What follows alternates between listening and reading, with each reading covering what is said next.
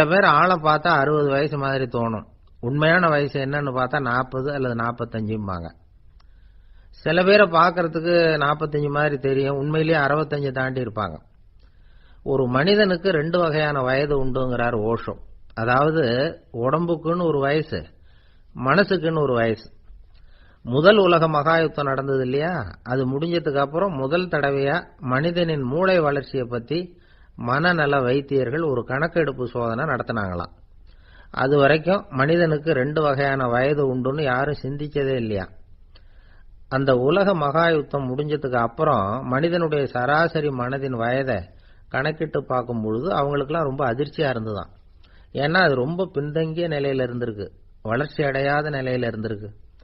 அவங்க கண்டுபிடிச்ச பிரகாரம் அப்ப மனசோட சராசரி வயசு என்ன தெரியுமா, 14. அப்படின்னா பாத்துங்க, உடல் ரீதியா ஒருத்தரோட வயசு 70 கூட இருக்கலாம், ஆனா மனசோட வயசு 14 தான். இதுக்கு நேர்மாறா அமைஞ்சு போச்சுன்னு வச்சுங்க. அதாவது ஒருத்தருக்கு உண்மையிலேயே 14 வயசு, அதாவது உடலோட வயசு 14, அவரோட மனசின் வயசு 70ன்னு வச்சுக்கோங்க. இப்படி அமைஞ்சுட்டுதுன்னா அவர் சீக்கிரம் ஞானத்தன்மை அடைஞ்சிருவார் அப்படின்னு அர்த்தம். இப்ப நமக்கெல்லாம் உடம்போட வயசு மனசோட வயசு ரெண்டும் ஒன்னா இருந்துட்டா அதுவே போதும், அதுவே பெரிய விஷயம். இப்ப எமர்சன் கிட்ட போய் ஒருத்தர் கேட்டாராம், உங்க வயசு என்ன அப்படின்னு. அவர் உடனே பதில் சொல்லியிருக்கார், 360 வருஷம் அப்படின்னாராம். கேட்டவர் குழம்பி போயிட்டார். அவர் என்ன சொல்றாரு, 360 வயசா, என்ன நம்ம காதல தான் சரியா விழலையா? எமர்சன் எப்பவும் உண்மையே பேசுற ஒரு சிறந்த அறிவாளி, அவர் இப்படிலாம் பொய் சொல்ல மாட்டாரே அப்படின்னு ஒரு யோசனை பண்ணிட்டு இவர் மறுபடியும் அவர் கிட்ட போனாராம். ஐயா, நீங்க சொன்னது சரியா என் காதல விழல, அதனால மறுபடியும் கேட்கிறேன், உங்க வயசு என்ன அப்படின்னாராம். எமர்சன் மறுபடியும் சொல்லியிருக்கிறார் 360 வருஷம்னு. வந்தவருக்கு உண்மையிலேயே அதிர்ச்சியா போயிட்டுது. அதுக்கப்புறம் மெதுவா ஆரம்பிச்சாராம், ஐயா நீங்க சொல்றதை என்னால ஏத்துக்க முடியாது, எப்படி பார்த்தாலும் இப்போ உங்களுக்கு வயசு ஒரு 60க்கு மேல இருக்காதுன்னு நினைக்கிறேன் அப்படின்னாராம். நீங்க சொல்றது சரிதான், அது என் உடம்போட வயசுன்னாராம் எமர்சன். அப்படின்னா ஏற்கனவே நீங்க சொன்னது அப்படின்னு கேட்டிருக்காரு, அது என் மனசோட வயசு அப்படின்னாராம். நம்மளை பொறுத்த வரைக்கும் அறிவு தூசு படிஞ்சிருக்கு, அது மாதிரியே அன்பும் மாசுபட்டிருக்கு. இது ரெண்டையும் சுத்தம் பண்ண வேண்டியிருக்குது, அப்பதான் நாம சரியான வயசுல வாழ முடியும். ஒரு ஆசாமி இருக்கிறார், அவருக்கு உடம்போட வயசு அதிகம், மனசோட வயசு ரொம்ப குறைச்சல், குழந்தை மாதிரி. அவர் ஒரு ஆஸ்பத்திரியில படுத்திருக்கிறார். நர்சம்மா எல்லாருக்கும் மருந்து கொடுத்துட்டு போறாங்க. கொஞ்ச நேரம் கழிச்சு திரும்பி வந்தாங்க. அப்ப இவர் அந்த அம்மாவை கூப்பிட்டு சொல்றார், இதை பாருங்க சிஸ்டர், நீங்க எல்லாருக்கும் சின்ன சின்ன மாத்திரையா கொடுத்துட்டு எனக்கு மட்டும் நீளமான மாத்திரையா கொடுத்துட்டீங்க, முழுங்கறதுக்கு ரொம்ப கஷ்டமா போச்சு, இனிமே எனக்கும் சின்ன மாத்திரையா கொடுங்க சிஸ்டர் அப்படின்னாராம். அந்த அம்மா உடனே அதிர்ச்சி ஆகி தலையில அடிச்சுக்கிட்டாங்களாம். நான் கஷ்டப்பட்டு மாத்திரையை முழுங்கினத்துக்கு நீங்க ஏமா தலையில தட்டிக்கிறீங்க அப்படின்னு கேட்டிருக்காரு இவர். இதுக்கு அவங்க சொல்லியிருக்கிறாங்க, நான் உங்களுக்கு கொடுத்துட்டு போனது மாத்திரை இல்லைங்க, அது தெர்மாமீட்டர் அப்படின்னாங்களாம்.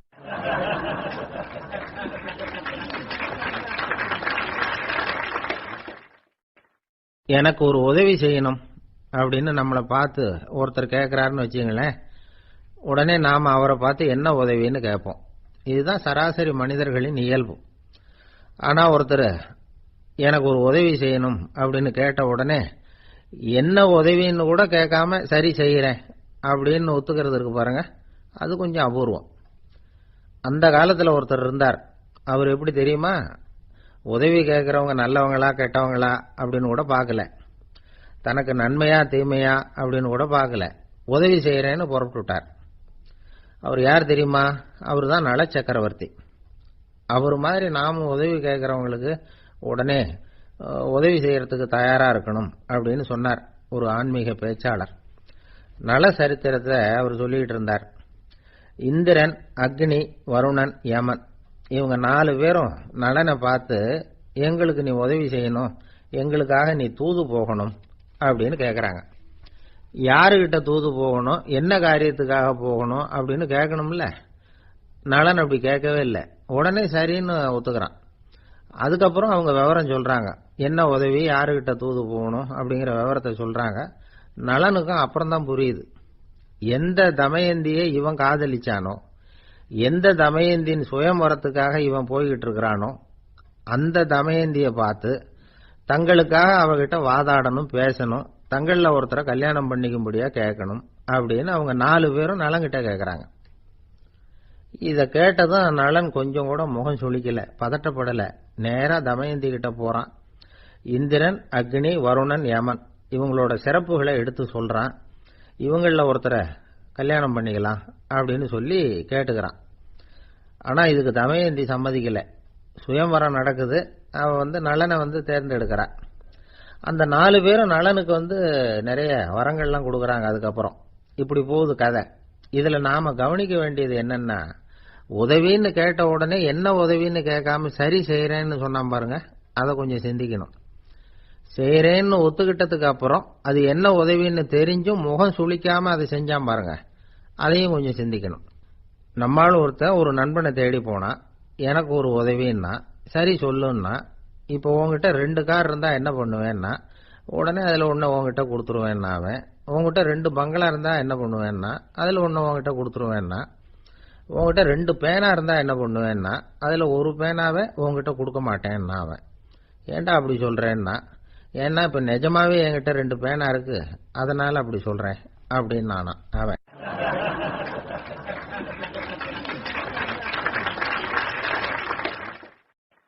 தானத்துல சிறந்தது எது அப்படின்னு ஒரு கேள்வியை கேட்டு, தானத்துல சிறந்தது நிதானம் அப்படின்னு அதுக்கு ஒரு பதிலும் சொல்றவங்க உண்டு. நிதானம் ரொம்ப அவசியம். அதுவும் இன்றைய உலகத்துக்கு ரொம்ப அவசியம். இன்னைக்கு உலகம் ரொம்ப பரபரப்பா போயிட்டு இருக்குது. பொறுமையா இருக்கணும்னு நினைக்கிறவங்களால கூட அப்படி இருக்க முடியறதில்ல. பொறுமையை சோதிக்கிறது மாதிரி பல சம்பவங்கள். அதையெல்லாம் சந்திச்சே தீர வேண்டி இருக்குது. எங்க போனாலும் கியூல நிக்க வேண்டி இருக்குது. எங்க போனாலும் காத்துக்கிட்டு இருக்க வேண்டி இருக்கு. ஆபீஸ்லயோ வீட்லயோ கூட நீங்க நிதானமா பொறுமையா நடந்துக்க தெரியலன்னா உங்களுக்கு சிடுமூஞ்சி, முசுடு இப்படிலாம் பேர் வச்சிருவாங்க. அது உங்களுக்கு தேவையா? சரி, வாழ்க்கையில் பொறுமைசாலின்னு பேர் வாங்கறதுக்கு என்ன வழி? முதல் பாயிண்ட், நீங்க நினைக்கிறது, எதிர்பார்க்கறது, செய்யறது எல்லாமே 100% கரெக்டா நடக்கணும்னு ஆசைப்படக்கூடாது. எதுவா இருந்தாலும் அதுல ஓரளவுக்கு தவறு நடக்கலாம் அப்படிங்கறத எதிர்பார்த்தே இருக்கணும். ஓரளவுக்கு அதை அனுமதிக்கணும். ஒரு நண்பரை 6 மணிக்கு ஒரு இடத்துக்கு வர சொல்லி இருக்கிறீங்க. 6 மணிக்கு அவர் வரல, உடனே பொறுமை இழந்து நடந்துக்க கூடாது. ஒரு 10 நிமிஷம் டிலே ஆகலாம். ஒரு வர்ற வழியில பஸ்ஸு கூட ஏதாவது டிராபிக்ல மாட்டிருக்கலாம். அதெல்லாம் எதிர்பார்த்தே கொஞ்சம் காத்திருக்கிறதுல ஒன்றும் தப்பு இல்லை. சில சமயம் டிலே ஆகிறது கூட நல்லதா முடியும். ஒரு பஸ்ஸை தவற விட்டுட்டு, ஐயோ கொஞ்சம் ஒரு 2 நிமிஷம் முன்னாடி வந்திருந்தா பிடிச்சிருக்கலாமே அப்படின்னு தவிச்சுக்கிட்டு இருப்பாங்க சில பேர். அடுத்தபடியா வர்ற பஸ் நேரடியா நீங்க போக வேண்டிய இடத்துக்கே கொண்டு போய் விடுற பஸ்ஸா கூட இருக்கலாம். அது உங்களுக்கு முன்னாடி தெரியாதுல்ல. சில நெருக்கடியான சூழ்நிலைகளை தமாஷா எடுத்துக்கிறதுக்கு பழகிக்கணும். சில இடங்களுக்கு போறப்ப காத்திருக்கிறதுக்கு நம்ம மனசை தயார்படுத்திக்கிட்டே போகணும். ஒரு ரயிலுக்கோ பஸ்ஸுக்கோ அல்லது விமானத்துக்கோ கப்பல் பிரயாணத்துக்கோ போறப்போ அங்க போய் நீங்க மணிக்கணக்கில் கூட காத்துக்கிட்டு தான் இருக்கணும். புறப்படுற நேரம் கூட மாறலாம். நீங்க போய் சேர்ந்ததும் அது உடனே புறப்படணும்னு கட்டாயமா என்ன? அது மாதிரி சமயத்துல படிக்கிறதுக்குன்னு சில சுவாரஸ்யமான புத்தகங்களையும் கையில் எடுத்துக்கலாம். உங்களை சுத்தி எவ்வளவோ சுவாரஸ்யமான சம்பவங்கள் நடந்துகிட்டு இருக்குது இல்ல, அதையெல்லாம் வேடிக்கை பாருங்க. எதுக்காக காத்துக்கிட்டு இருக்கிறோமோ அந்த காரியத்துல உண்மையாவே நமக்கு ஒரு அக்கறை இருந்தா நமக்கு போர் அடிக்காது. சில கோயில்கள்ல பார்த்திருப்பீங்க, தரிசனத்துக்காக பக்தர்கள் நாள் கணக்குல காத்துக்கிட்டு இருப்பாங்க. அவங்க எல்லாம் அழுத்துக்கிறது இல்ல. ஆண்டவனை தரிசிக்கணுங்கிற உண்மையான அக்கறை இருக்கிறதுனால அவங்களுக்கு போர் அடிக்கிறது இல்ல. ஆனா சில சினிமா தியேட்டர்ல கூட பார்க்கலாமே, சினிமா கியூ கூட அப்படிதான். சாயந்தரம் 6 மணி ஆட்டத்துக்கு காலம்பரம் 6 மணிக்கே போய் கூட காத்துக்கிட்டு இருப்பாங்க. அவங்களுக்கு எல்லாம் போர் அடிக்காது, படம் பார்க்குற ஆர்வம். இன்னொரு முக்கியமான விஷயத்த நாம பழக்கப்படுத்திக்கணும். லிவ் ஃபார் தி மூமெண்ட் அப்படிங்கிறாங்க நிபுணர்கள். ரொம்ப பேர் எப்படின்னா அடுத்தபடியா நடக்க போற விஷயத்திலேயே கவனமா இருப்பாங்க. அந்த நினைப்புலயே இந்த நிமிஷத்தை பொறுமை இல்லாம கழிப்பாங்க. ஒருத்தர் இருக்கார், அவர் எப்படின்னா ஆபீஸ் முடியறதுக்குள்ளேயே சார் 5 மணிக்கெல்லாம் ரெடியா இருங்க, நாம அந்த ஹோட்டல்ல போய் டிஃபன் சாப்பிடணும் அப்படின்னு 4 மணிலேருந்து சொல்லிட்டு இருப்பார். 4:55 பரபரப்பா ஓடி வருவார். 2 பேரும் புறப்படுவோம், ஹோட்டலுக்கு போவோம், சாப்பிட்டுக்கிட்டு இருப்போம். அப்படி சாப்பிட்டுட்டு இருக்கிறப்ப சார் சாப்பிட்டு முடிச்சதும் நேரா ஒரு ஜவுளி கடைக்கு போறோம் அப்படிம்பார். பரபரக்க சாப்பிட்டு முடிப்பார், புறப்படுவார். ஜவுளி கடையில அவசரமா சீக்கிரம் பில் போடுங்க சார், சினிமாவுக்கு நேரம் ஆயிடும் பாரு. சினிமா தியேட்டர்ல உட்காந்து அடுத்தபடியா எங்க டின்னர் சாப்பிடுறதுன்னு யோசனை பண்ணிட்டு இருப்பார். ராத்திரி படுக்கையில் விழுந்ததுக்கு அப்புறமும் நாளைக்கு காலையில் எழுந்திரிச்சதும் அதை பண்ணணும் இதை பண்ணணும்னு திட்டம் போட்டுக்கிட்டே இருப்பார்.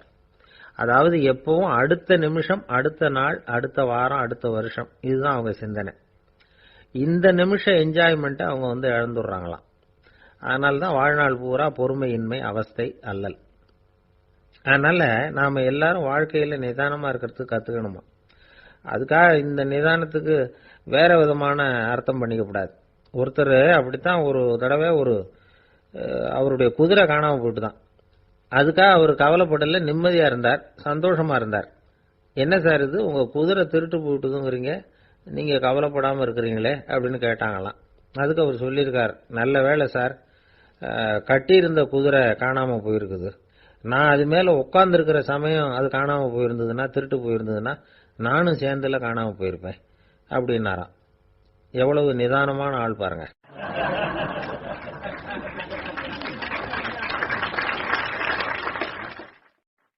நாட்டுல நல்லவங்க ஒருத்தர் 2 பேர் இருக்கிறதுனால தாங்க மழையே பெய்யுது அப்படின்னு சொல்றது உண்டு.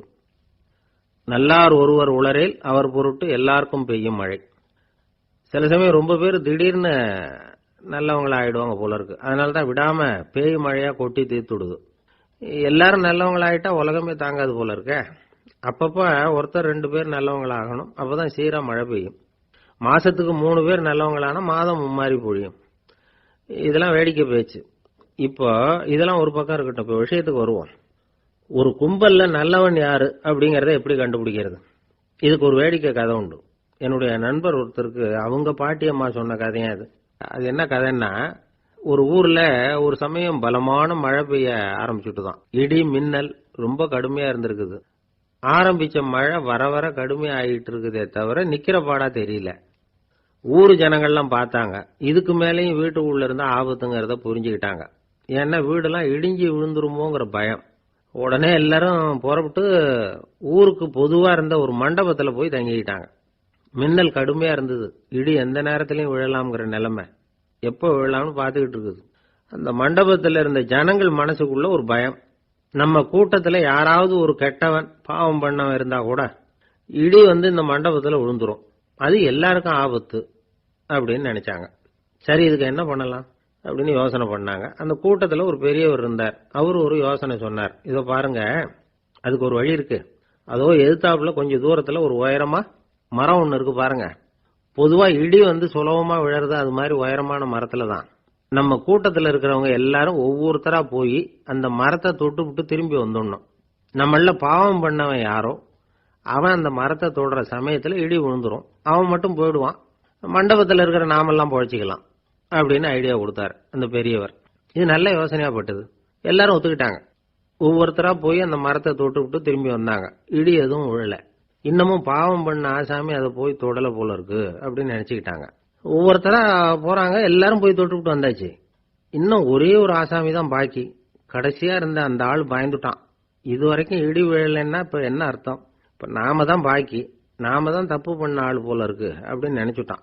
அதனால துணிச்சலா போய் தொடறதுக்கு பயந்தான், தயங்கிக்கிட்டே இருந்தான். இருந்தாலும் மற்றவங்க எல்லாம் சும்மா இருப்பாங்களா? கட்டாயப்படுத்தி கழுத்தை பிடிச்சி தள்ளாத குறையா அவனை தள்ளி விட்டாங்க, போய் தொட்டுட்டு வாடான்னு. அவன் நடுங்கிட்டே போய் அந்த மரத்தை தொட்டான். அதே வினாடி ஒரு பயங்கரமான மின்னல் இடி விழுந்துட்டுது. எங்க விழுந்தது தெரியுமா? அந்த ஆள் மேல இல்ல, மண்டபத்துல விழுந்தது. மண்டபத்துல இருந்தவங்க பூரா காலி. அந்த ஒரு ஆள் மட்டும் பொழைச்சுக்கிட்டான். இந்த ஒரு ஆளை காப்பாத்துறதுக்காக தான் இடி மண்டபத்துல விழாம இருந்திருக்குது. இதுதான் கதை. அதனால நல்லவங்க எப்படியும் தப்பிச்சுக்குவாங்க அப்படிங்கிறது ஒரு நீதி. ஒருத்தன் அப்படிதான் தெருவில் நடந்து போய்கிட்டு இருந்தான், ரொம்ப நல்லவன். எதிரில் ஒருத்தன் சைக்கிள்ல வந்துகிட்டு இருந்தான். அதுல மோதி இவன் கீழே விழுந்துட்டான். சைக்கிள்காரன் உடனே இறங்கி இவனை தூக்கி விட்டான். இவன் எழுந்திருச்சு அவனை முறைச்சி பார்த்தான். அப்படி பார்க்காதீங்க சார், நீங்க ரொம்ப புண்ணியம் பண்ணிருக்கீங்க, அதுதான் இப்ப சைக்கிள்ல மோதிக்கிட்டீங்க அப்படின்றான். என்ன அப்படி சொல்றேன் நானா? இவன் 10 நிமிஷத்துக்கு முன்னாடி நான் லாரி ஓட்டிட்டு வந்தேன், அப்போ நீங்க எதிரில் வந்திருந்தீங்கன்னா என்ன ஆயிருக்கும் அப்படின்னானா அவன்.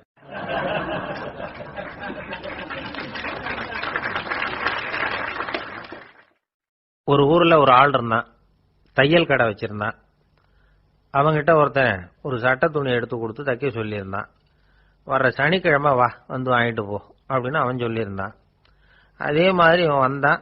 அவன் தச்சு வச்சிருந்த சட்டையை கொடுத்தான். இவன் வாங்கி அங்கேயே போட்டு பார்த்தான். கை நீளம் ஒண்ணுக்கு ஒண்ணு வித்தியாசமா இருந்தது. வலது கை இடது பக்கத்தை விட நீளம் குறைச்சலா இருந்தது. அவன் முணுமுணுக்க ஆரம்பிச்சுட்டான், என்ன இது இப்படி தைச்சுட்டியேன்னு. இதுக்கு அவன் சொன்னான், ஐயோ இதுக்காகவா சங்கடப்படுறீங்க, வலது கையை மட்டும் கொஞ்சம் உள்ள இழுத்தாப்புல வச்சுக்கிட்டீங்கன்னா சரியா போகுது. மற்றபடி அந்த சட்டையில உள்ள கலை அம்சத்தை கவனிங்க, எவ்வளவு அற்புதமா தைச்சிருக்கேன் பாருங்க. ஒரு சின்ன குறைய இப்படிலாம் பொருட்படுத்த வேண்டியதில்லை. நான் சொன்னது மாதிரி கையை கொஞ்சம் உள்ள இழுத்தது மாதிரி வச்சுக்கிட்டு நடந்து போங்க, ஜோரா இருக்கும் அப்படின்னா. அவனும் யோசிச்சு பார்த்தான். சரியான யோசனையா தான் தோணுச்சு. கொஞ்சம் முயற்சி பண்ணி வலது கையை கொஞ்சம் உள்ள இழுத்து சட்டை சரியா இருக்கிறது மாதிரி பண்ணிட்டான். இப்போ மறுபடியும் ஒரு பிரச்சனை. வலது கையை உள்ள இழுத்த மாதிரி அப்படியே வச்சுக்கிட்டதும் முதுகு பக்கம் கொஞ்சம் துணி தளர்த்தியா தொங்குறது மாதிரி தெரிஞ்சது. என்ன இது, முதுகு பக்கம் துணி குவிஞ்சுட்டுதே, தொங்குதே அப்படின்னா மறுபடியும், அடடா இதுக்காகவா கவலைப்படுறீங்க, உடம்ப அதுக்கு தகுந்த மாதிரி கொஞ்சம் வளைச்சிக்கிட்டா சரியா போடுது. இதுக்காக அந்த அழகான தையலை பிரிச்சு அதுல உள்ள கலை அம்சத்தை கெடுக்கிறதுக்கு என் மனசு இடம் தரல. எவ்வளவுக்கு தளர்த்தியா இருக்கோ அவ்வளவுக்கு கொஞ்சம் உடம்ப வளைச்சி அப்படி குனிஞ்சது மாதிரி போங்க போதும் அப்படின்னா. அதுவும் நல்ல யோசனையா தான் பட்டுது இவனுக்கு. சரின்னு சொல்லிவிட்டு புறப்பட்டான். தெருவில் இறங்கினான். கையை கொஞ்சம் உள்ள இழுத்தான், உடம்ப கொஞ்சம் முன்னால வளைச்சான், சட்டைக்கு தகுந்த மாதிரி உடம்ப பண்ணிட்டான். மெதுவா நடந்து போறான். இப்போ எதிரில் இன்னொருத்தன் வரான். இவனை பார்க்கறான். இவன் போட்டிருக்கிற சட்டையை பார்க்கறான். ஆஹா அற்புதம்ங்கிறான்.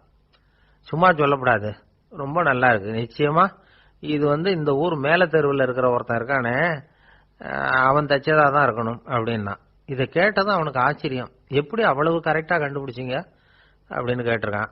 இதுக்கு அந்த வழிபோக்கன் சொன்னானா, அவன் ரொம்ப கெட்டிக்காரன், உங்களை மாதிரி உடம்பும் கையும் வளைஞ்சு போன ஒரு ஆசாமிக்கு அவனை தவிர வேற யாராலேயும் இவ்வளவு பொருத்தமான ஒரு சட்டையை தைக்க முடியாது அப்படின்னானா. பாருங்க, அவனுக்காக இவன் அனுசரிக்க போய் இவனோட நிலைமை எப்படி ஆயிட்டுது பாருங்க. இதே மாதிரி தான் சில சடங்குகளும் சம்பிரதாயங்களும் நம்மளை கோமாளி ஆக்கி விட்டுரும். எதுவா இருந்தாலும் அதுல அறிவுபூர்வமான அணுகுமுறை அவசியம். ஒரு நர்ஸ் அவசரமா ஓடி டாக்டர் கிட்ட சொல்லிச்சான், டாக்டர் ஒரு தப்பு நடந்து போச்சு, 10ஆம் நம்பர் பெட்ல இருக்கிற பேஷண்ட்டுக்கு காலில் ஆபரேஷன் பண்றதுக்கு பதிலாக கையில் ஆபரேஷன் பண்ணி விட்டீங்க. கை ஆபரேஷன் பண்ணிக்க வேண்டிய ஆள் 7ஆம் நம்பர் பெட்ல இருக்கார் அப்படின்னு தான். அதுக்கு இவர் பதட்டப்படாம சொன்னாராம், பரவாயில்ல இவரை தூக்கி 7ஆம் நம்பர் பெட்ல போட்டுரு அப்படின்னாராம்.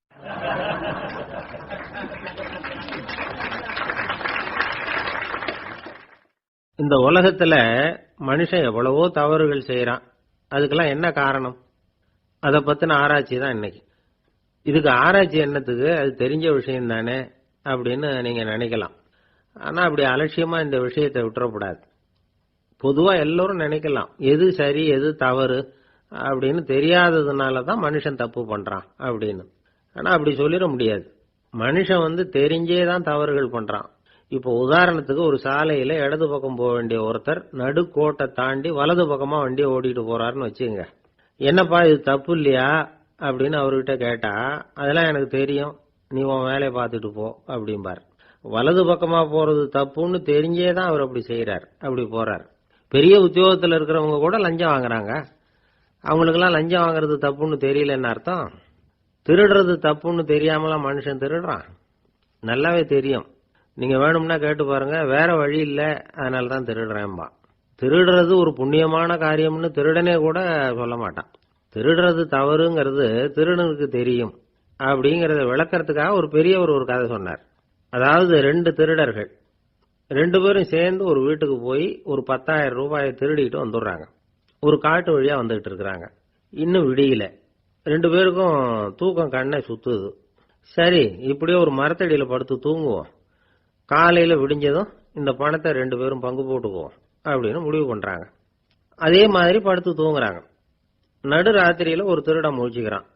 விடிகிற வரைக்கும் காத்துக்கிட்டு இருந்தா 5,000 ரூபா தான் கிடைக்கும், இப்பவே கம்பி நீட்டினா 10,000 ரூபா கிடைக்கும் அப்படின்னு யோசிச்சு பார்த்துட்டு ஒரு முடிவுக்கு வந்தான். மெதுவா அந்த 10,000த்தையும் சுருட்டிக்கிட்டு அடுத்தவனுக்கு தெரியாம ஓடி போயிட்டான். விடியுது. அடுத்தவன் எழுந்திரிச்சு பாக்குறான், பணத்தையும் காணல பாகஸ்தனையும் காணல. இந்த திருடன் அந்த திருடனை திட்டுறான், திருட்டு பய, அயோக்கிய பய, இப்படி அநியாயமா கிளப்பிட்டு போட்டானே அப்படிங்கிறான். இதுல இருந்து என்ன தெரியுது? தெரியாம எடுத்துக்கிட்டு போறது திருட்டு, அயோக்கியத்தனம், அநியாயம் அப்படிங்கறது இவனுக்கு தெரிஞ்சிருக்குது. அதனாலதான் அடுத்தவனை பார்த்து இப்படி திட்டுறான். அதனால தெரியாததுனால மனுஷன் தவறு பண்றான்னு சொல்றது சரியில்லை. அப்படின்னா மனுஷன் பண்ற தவறுகளுக்கு உண்மையான காரணம் தான் என்ன? இதே சந்தேகம் அர்ஜுனனுக்கும் வந்துதான். அதனாலதான் அவன் பகவானை பார்த்து கேட்கறான். மனுஷன் தன் விருப்பத்துக்கு விரோதமா ஏதோ ஒரு சக்தியினால பலாத்காரமா இழுக்கப்பட்டது மாதிரி பாவம் பண்றானே, அந்த சக்தி என்ன அப்படின்னு கேட்கறான். இதுக்கு பகவான் பதில் சொல்றார். காமமும் குரோதமும் தான் அந்த சக்திகள், அதாவது ஆசையும் சினமும். இது ரெண்டும் உன்னுடைய எதிரிகள் அப்படிங்கறத புரிஞ்சுக்கோ அப்படிங்கிறார். இன்னமும் நுணுக்கமா பார்த்தா காமத்தினுடைய மறு உருவங்கள் தான் குரோதமும் லோபமும். ஆசை நிறைவேறலன்னா குரோதம், அதாவது கோபம். ஆசை நிறைவேறிட்டதுன்னா லோபம், அதாவது பேராசை. பாவத்தை கண்ட்ரோல் பண்ணணும்னா அதுக்கு மெயின் சுவிட்ச் எது அப்படிங்கறது இப்பதான் தெரியுது. அதுக்கு மனுஷன் தெரிஞ்சே தான் தவறு பண்றான் அப்படின்னு பேசிக்கிட்டோமே. அதுக்கு ஒரு உதாரணம். ஒரு ஆளு ஹோட்டல்ல சாப்பிட போனான். சாப்பிட்டு முடிச்சான். எழுந்திரிச்சு முதலாளி கிட்ட பில்ல கொடுத்தான். காசை கொடுக்கல. முதலாளி பணம் கொடுன்னு கேட்டார். இவன் என்கிட்ட பணம் இல்லைன்னா. முதலாளி கொஞ்சம் கூட அலட்டிக்கல. உள்ள இருந்து ஒரு ஆளை கூப்பிட்டார். இவனை கூப்பிட்டுட்டு போய் இட்லி மாவு ஆட்ட சொல்லுனார். இவனும் கவலைப்படாம உள்ள போயிட்டான். அப்போ அழைச்சிட்டு போற ஆளு கேக்குறான், ஏன் சார் சாப்பிடுறதுக்கு முன்னாடி காசு இல்லைங்கிறது உங்களுக்கு தெரியாதா அப்படின்னு கேக்குறான். தெரியும், காசு இல்லைங்கிறதும் தெரியும், காசு இல்லாம சாப்பிட்டா மாவாட்டணுங்கிறதும் தெரியும் அப்படின்னா அந்த ஆள். அப்படின்னா நீங்க உங்க வீட்லயே சாப்பிட்டு இருக்கலாமே அப்படின்னு கேக்குறான் அவன். அதுக்கு இவர் சொல்றாரு, அது எப்படி, அங்க சாப்பிட்டாலும் நான் இதே வேலையை தானே செய்ய வேண்டியிருக்கும் அப்படின்னாராம்.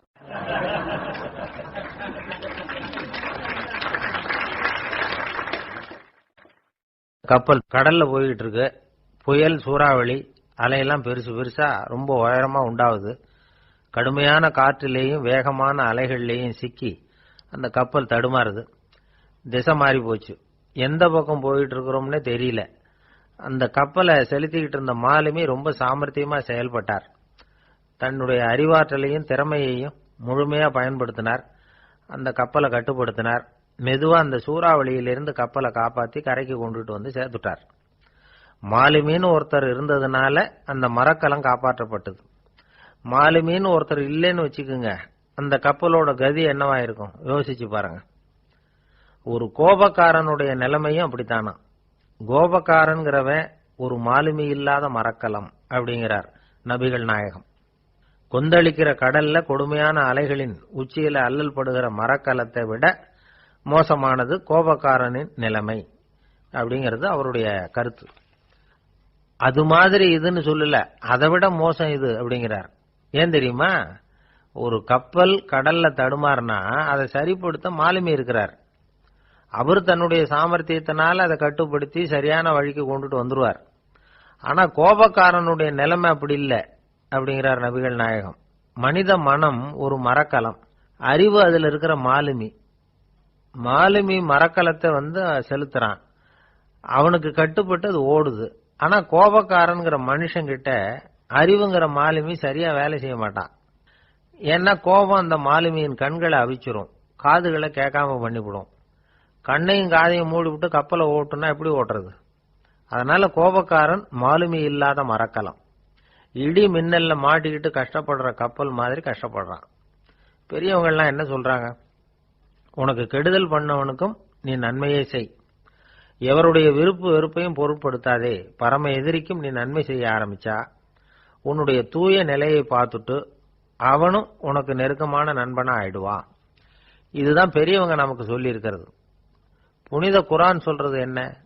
தீமையை நன்மையை கொண்டே நீர் தடுத்துக் கொள்ளும் அப்படின்னு சொல்லப்பட்டிருக்கு. அதுல இன்னா செய்தாரை ஒருத்தல் அவர் நாண நன்னயம் செய்து விடல் அப்படிங்கிறார் திருவள்ளுவர். செல்வந்தர் ஒருத்தர்கிட்ட ஒரு சிறுவன் ஆடு மேய்ச்சிக்கிட்டு இருந்தானா. பெரியவர் அவனை கூப்பிட்டு, நீ நேரா போய் ஒரு ஆட்டுல உள்ள ரொம்ப நல்ல பகுதி எதுவோ அதை எடுத்துட்டு வா அப்படின்னாராம். இவன் போனான். ஒரு ஆட்டு உடம்புல இருந்த நாக்கு, இருதயம், இது ரெண்டையும் எடுத்துட்டு கொடுத்தானா.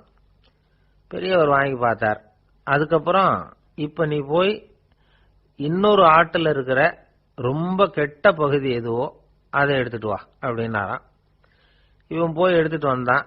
அவன் கையில இருந்தது மறுபடியும் அதே மாதிரி நாக்கு, இருதயம், இது ரெண்டும் தான்.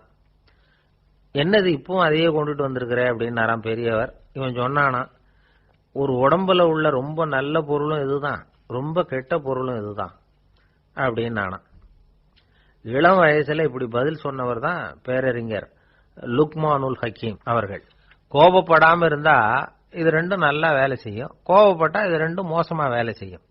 அதை புரிஞ்சுக்கிறதுக்காகத்தான் இன்னைக்கு இந்த தகவல். கோபம் வந்துட்டா நாம என்ன செய்யறோங்கிறது நமக்கே தெரியாது. ஒருத்தர் டாக்டர் கிட்ட போனார் அவசரமா. டாக்டர், எனக்கு இப்ப கடுமையான கோப வெறி, எனக்கு கண்ணு மண்ணு ஒன்னும் புரியல, உடனடியாக அதை கட்டுப்படுத்தணும், உடனே இதுக்கு ஏதாவது ஒரு மாத்திரை கொடுங்க பிளீஸ் அப்படின்னார். அந்த டாக்டரும் உடனே ஒரு மாத்திரையை கொடுத்து இதை உடனே போடுங்க, நான் தண்ணி கொண்டுட்டு வரேன்னு உள்ள போனார். தண்ணியோட திரும்பி வந்தார். இவரு சொன்னார், டாக்டர், நீங்க கொடுத்த மாத்திரை ரொம்ப பெருசா இருந்தது, இருந்தாலும் கஷ்டப்பட்டு முழுங்கிட்டேன்னார். டாக்டர் சந்தேகத்தோட மேசையை பாக்குறார். பார்த்தா மாத்திரை அங்கேயே இருக்குது, பேப்பர் வெயிட்ட காணல.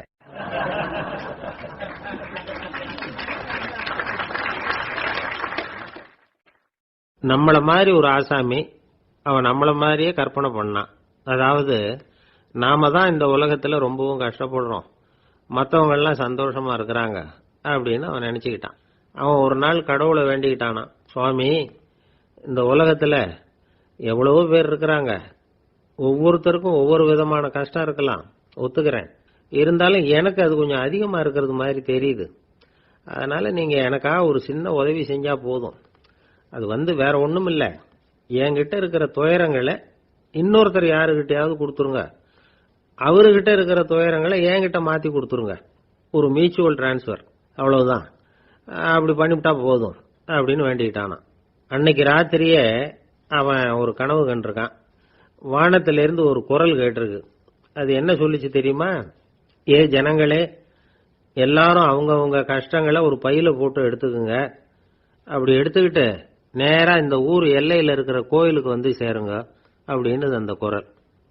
ஆஹா, கடவுள் நம்ம பிரார்த்தனைக்கு செவி சாய்ச்சுட்டார் அப்படின்னு சந்தோஷப்பட்டான் இவன். உடனே என்ன பண்ணா, தன்கிட்ட இருந்த கஷ்டத்தையெல்லாம் ஒரு சாக்கு பையில போட்டு எடுத்துக்கிட்டான். வீட்டை விட்டு வெளியில வந்தான். தெருவில் இறங்கி நடக்கிறான். அங்க பார்த்தா ஏகப்பட்ட பேர் ஆளுக்கு ஒரு பைய தூக்கிக்கிட்டு கோயிலுக்கு போயிட்டு இருக்கிறாங்க. சில பேர் மூட்டையா கட்டி தலையில சுமந்துக்கிட்டு போயிட்டு இருக்கிறாங்க. இவன் பார்த்தான். இவனுக்கு ரொம்ப ஆச்சரியமா இருந்தது. ஏன்னா எல்லாரும் வச்சிருக்கிற பைய இவன் பைய விட பெருசா இருந்தது. இவன் பை தான் இருக்கிறதுலயே கொஞ்சம் சின்னதா தெரிஞ்சது. இப்ப அவன் மறுபடியும் சாமியை வேண்டிக்கிட்டான், கடவுளே, இப்ப உள்ள சூழ்நிலையை கவனிச்சா என்கிட்ட இருக்கிற பையே பரவாயில்லன்னு தோணுது, அதனால வேற பைய எதையும் மாத்த வேணாம், இதுவே பரவாயில்ல, இந்த பையோட திரும்பி வீட்டுக்கு போனா போதும்னு நினைக்கிறேன் அப்படின்னு ஏதோ நினைக்க ஆரம்பிச்சுட்டான் அவன். எல்லாரும் கோயிலுக்கு போய் சேர்ந்தாங்க. கோயில்ல அந்த குரல் மறுபடியும் கேட்டுது. எல்லாரும் அவங்கவுங்க பைகளை சுகத்துல தொங்க விடுங்க, திடீர்னு விளக்குகள் அணையும், மணி அடிக்கப்படும், அதுதான் அடையாளம். அந்த சமயத்துல இருட்டுல உங்களுக்கு வேண்டிய பைய நீங்க மாத்தி எடுத்துக்கலாம், தேர்ந்தெடுத்துக்கலாம். வெளிச்சம் இருக்கிறப்பவே உங்களுக்கு பிடிச்ச பைக்கு பக்கமா பார்த்து நீங்க நின்னுக்கலாம் அப்படின்னு சொல்லி விவரம் சொல்லிச்சான் அந்த குரல். அப்படி சொன்னதுக்கு அப்புறம் திடீர்னு விளக்கு அணைஞ்சுது, மணி அடிச்சுது. கொஞ்ச நேரம் கழிச்சு மறுபடியும் விளக்குகள்லாம் எரிஞ்சுது. இப்போ பார்த்தா எல்லாரும் அவங்கவுங்க பையையே கெட்டியா பிடிச்சிட்டு நிக்கிறாங்க. இவனும் அப்படியே நிக்கிறான். இவன் மெதுவா பக்கத்துல நிக்கிறவங்க கிட்ட கேட்டானா, ஏன் நீங்க பைய கையிலேயே வச்சிருக்கிறீங்க, செவுத்துல மாட்டலையா அப்படின்னு கேட்டிருக்கான். இல்லப்பா, நீ ஏன் கையிலேயே வச்சிருக்கிறியோ அதே காரணத்துக்காக தான் நாங்களும் வச்சிருக்கிறோம். நம்ம கவலைகளை பத்தி நமக்கு ஓரளவுக்காவது தெரியும், ஆனா மற்றவங்க கவலைகள் நமக்கு பரிச்சயம் இல்லாதவை, பழக்கம் இல்லாதது. அதனால நமக்கு தெரிஞ்ச கவலைகளை சமாளிக்கிறது சுலபம். தெரியாததை சமாளிக்கணும்னா மறுபடியும் ஆரம்பத்திலிருந்து ஆரம்பிக்கணும். அதனால பழைய நண்பர்களோட வாழறது தான் மேல் அப்படின்னு ஆனான். அதுக்கப்புறம் அவன் தன்னோட பைய போதும்னு வீட்டுக்கு திரும்பி வந்துட்டானான். இது ஒரு பெரியவர் சொல்லி இருக்கிற கதை. அதனால நம்ம கிட்ட இருக்கிற கஷ்டங்கள் தான் பெருசு, அதை இன்னொருத்தங்க கிட்ட கொடுத்துட்டு மாத்திக்கலாம் அப்படின்னு நினைக்கிறது தப்பு. இதே மாதிரி இன்னொரு சம்பவம். ஒரு ஊர்ல ஒரு நாள் ராத்திரி ஆகாயத்திலிருந்து கடவுள் குரல் கேட்குது, இந்த ஊர்ல இருக்கிற ஜனங்கள்லாம் கொஞ்சம் கவனிங்க, உங்களுக்கு ஒரு செய்தி. அதாவது இங்க இருக்கிற ஜனங்கள்லயே கொஞ்சம் கூட கவலையே இல்லாத ஆள் யாருன்னு எனக்கு தெரியணும். அதனால எல்லாரும் அவங்க கவலைகளை ஒரு பையில போட்டு எடுத்துக்கிட்டு கோயிலுக்கு வாங்க அப்படின்னார் கடவுள். உடனே வரிசையா எல்லாரும் வர ஆரம்பிச்சாங்க. எல்லார் கையிலையும் பை இருந்தது, சின்னதும் பெருசுமா. கவலையே இல்லாத ஆள் யாருன்னு தேடினார் கடவுள். ஒரே ஒரு ஆள் மட்டும் கையில எதுவும் இல்லாம வெறும் கையை வீசிக்கிட்டு ரொம்ப ஜாலியா நடந்து வந்துகிட்டு இருந்தான். கடவுள் அவங்க கிட்ட போனார். ஏன்பா உனக்கு கவலையே இல்லையா அப்படின்னு கேட்டார். எனக்கும் சில கவலைகள்லாம் உண்டு அப்படின்னானா அவன். எங்க அதெல்லாம்னு கேட்டிருக்காரு கடவுள். பின்னாடி லாரியில வந்துகிட்டு இருக்கு அப்படின்னானா அவன்.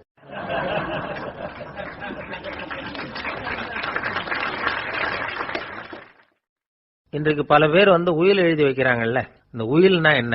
அதாவது ஒரு நபர் தனக்கு பின்னாடி தன்னுடைய சொத்துக்கள் யாருக்கு போய் சேரணும்னு நினைக்கிறாரோ அந்த நினைப்பை சட்டப்படி உறுதிப்படுத்துறது தான் உயில். சரி, உயிலை யாரு எழுதலாம்? 18 வயசு பூர்த்தியான யாரும் உயில் மூலமா சொத்துக்களை விநியோகிக்கலாம். கண் பார்வை இல்லாதவங்க, காது கேளாதவங்க, வாய் பேச முடியாதவங்க, இவங்கெல்லாம் கூட உயில் எழுதி வைக்கலாம். புத்தி சுவாதீனம் இல்லாதவங்க கூட சில சமயம் புத்தி தெளிவா இருந்தா உயில் எழுதலாமா. குடிபோதையில் இருக்கிறவங்க, தாங்கள் என்ன செய்யறோங்கிறது தெளிவா அறிய முடியாதவங்க, நோய் நொடியில் இருக்கிறவங்க, இவங்கெல்லாம் உயில் எழுத முடியாது. ஒருத்தரை நிர்பந்தப்படுத்தி ஏமாத்தி அல்லது சுய நினைவில்லாத ஒருத்தர்கிட்ட எழுதி வாங்கி வைக்கிற உயில் செல்லாது. உயிலை இந்த முறையில தான், இந்த படிவத்துல தான் எழுதணும்னு சட்டத்துல விதி எதுவும் கிடையாது. இதுக்கு முத்திரை கட்டணமும் கிடையாது. உயிலை வெற்று காகிதத்துல எழுதலாம். அச்சு அடிக்கணும், டைப் அடிக்கணுங்கிற அவசியம் கூட இல்லை. கையாலேயே கூட எழுதலாம். எழுதி இருக்கிறது புரியணும், அவ்வளவுதான். குறைந்தபட்சம் 2 சாட்சிகளை வச்சுக்கிட்டு உயில் எழுதுறவர் அதுல கையெழுத்து போடணும். கையெழுத்து போட தெரியாதுன்னா இடது கை பெருவிரல் ரேகை வைக்கலாம். உயில் சாசனத்துக்கு சாட்சிகள் கையெழுத்து இல்லைன்னாலும் அது செல்லாது. அப்புறம் பிரிவிலேஜ்டு வில் அப்படின்னு இருக்கு, அதுக்கு மட்டும் சாட்சிகள் தேவையில்லை. அது என்னன்னா, இந்த விமானப்படை, கப்பல் படை அல்லது யுத்தத்துல பணிபுரியும் நபர்கள் அவங்கெல்லாம் இருக்கிறாங்க இல்லையா, அப்படிப்பட்டவங்க எழுதுற உயில் அது. அதுக்கு சில விசேஷ சலுகைகள் உண்டு. ஒருத்தர் முதல்ல ஒரு உயில் எழுதி வைக்கிறார், அதுக்கப்புறம் மனசு மாறி போகுது, அது வேணாம்னு நினைக்கிறார், ரத்து செஞ்சுடலாம். அதுக்கப்புறம் வேற உயிலும் எழுதலாம். உயிரோட இருக்கிற வரைக்கும் எத்தனை தடவை வேணும்னாலும் உயில் எழுதலாம். கடைசியா எழுதப்பட்ட உயில் சட்டப்படி சரியா இருந்தா அதுதான் அமலுக்கு வரும். சரி, எழுதுற உயில ரகசியமா வச்சிருக்கிறது எப்படி? இது ஒரு கேள்வி. இதுக்கு என்ன செய்யணும்னா, ஒருத்தர் உயிலை எழுதினதுக்கு அப்புறம் அவர் தானாவோ அல்லது அங்கீகரிக்கப்பட்ட முகவர் மூலமாகவோ, அதாவது ஒரு ஏஜென்ட் மூலமாகவோ, ஒரு கவர்ல போட்டு சீல் வச்சு கவர் மேல தன்னுடைய பெயரை எழுதி அல்லது அந்த ஏஜென்ட் பெயரை எழுதி கவர் மேல என்ன அடக்கம் செய்யப்பட்டிருக்கு, உள்ள என்ன இருக்கு அப்படிங்கிற விவரம்லாம் எழுதி சார் பதிவாளர்கிட்ட ஒப்படைக்கலாம். இதுக்கு கட்டணம் உண்டு. அதுக்கப்புறம் எப்ப தேவைப்படுதோ அப்போ ஒரு மனு கொடுத்து அந்த கவரை திரும்ப வாங்கிக்கலாம். இப்ப எழுதுற உயில இவ்வளவு நாளுக்குள்ள பதிவு செய்யணுங்கிற கால வரையறை உண்டா அப்படின்னு ஒரு கேள்வி வரலாம் இல்லையா? எப்ப வேணும்னாலும் பதிவு செய்யலாம். நம்மால் ஒருத்தர் ஒரு நாள் ரொம்ப அவசரமா வந்தார். இந்த உயில் எழுதுறது சம்பந்தமா பூரா விவரமா எனக்கு உடனே தெரியணும்னார். நான் உடனே அவரை வக்கீல் ஒருத்தர்கிட்ட அழைச்சிட்டு போனேன். இவர் அவர்கிட்ட எல்லா விவரமும் கேட்டு தெரிஞ்சுக்கிட்டார். ரொம்ப தேங்க்ஸ்ன்னு சொல்லிவிட்டு 2 பேரும் வெளியில வந்தோம். அதுக்கப்புறம் இவர்கிட்ட கேட்டேன், ஆமா இவ்வளவு விவரமா கேட்கறீங்களே, உங்களுக்கு எத்தனை பிள்ளைங்க சார் அப்படின்னு கேட்டேன். 6 பேர் சார் அப்படின்னார். சரி, இருக்கிற சொத்து எவ்வளவுன்னு கேட்டேன். அதை இனிமே தான் சம்பாதிக்க போறேன் அப்படின்னார்.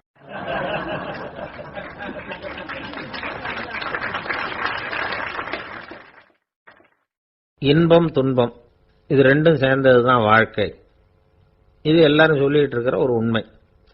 அது சரி, இது ரெண்டும் வர்றதுக்கு என்ன காரணம்? துறவி ஒருத்தர் யோசிச்சு பார்த்திருக்கார்.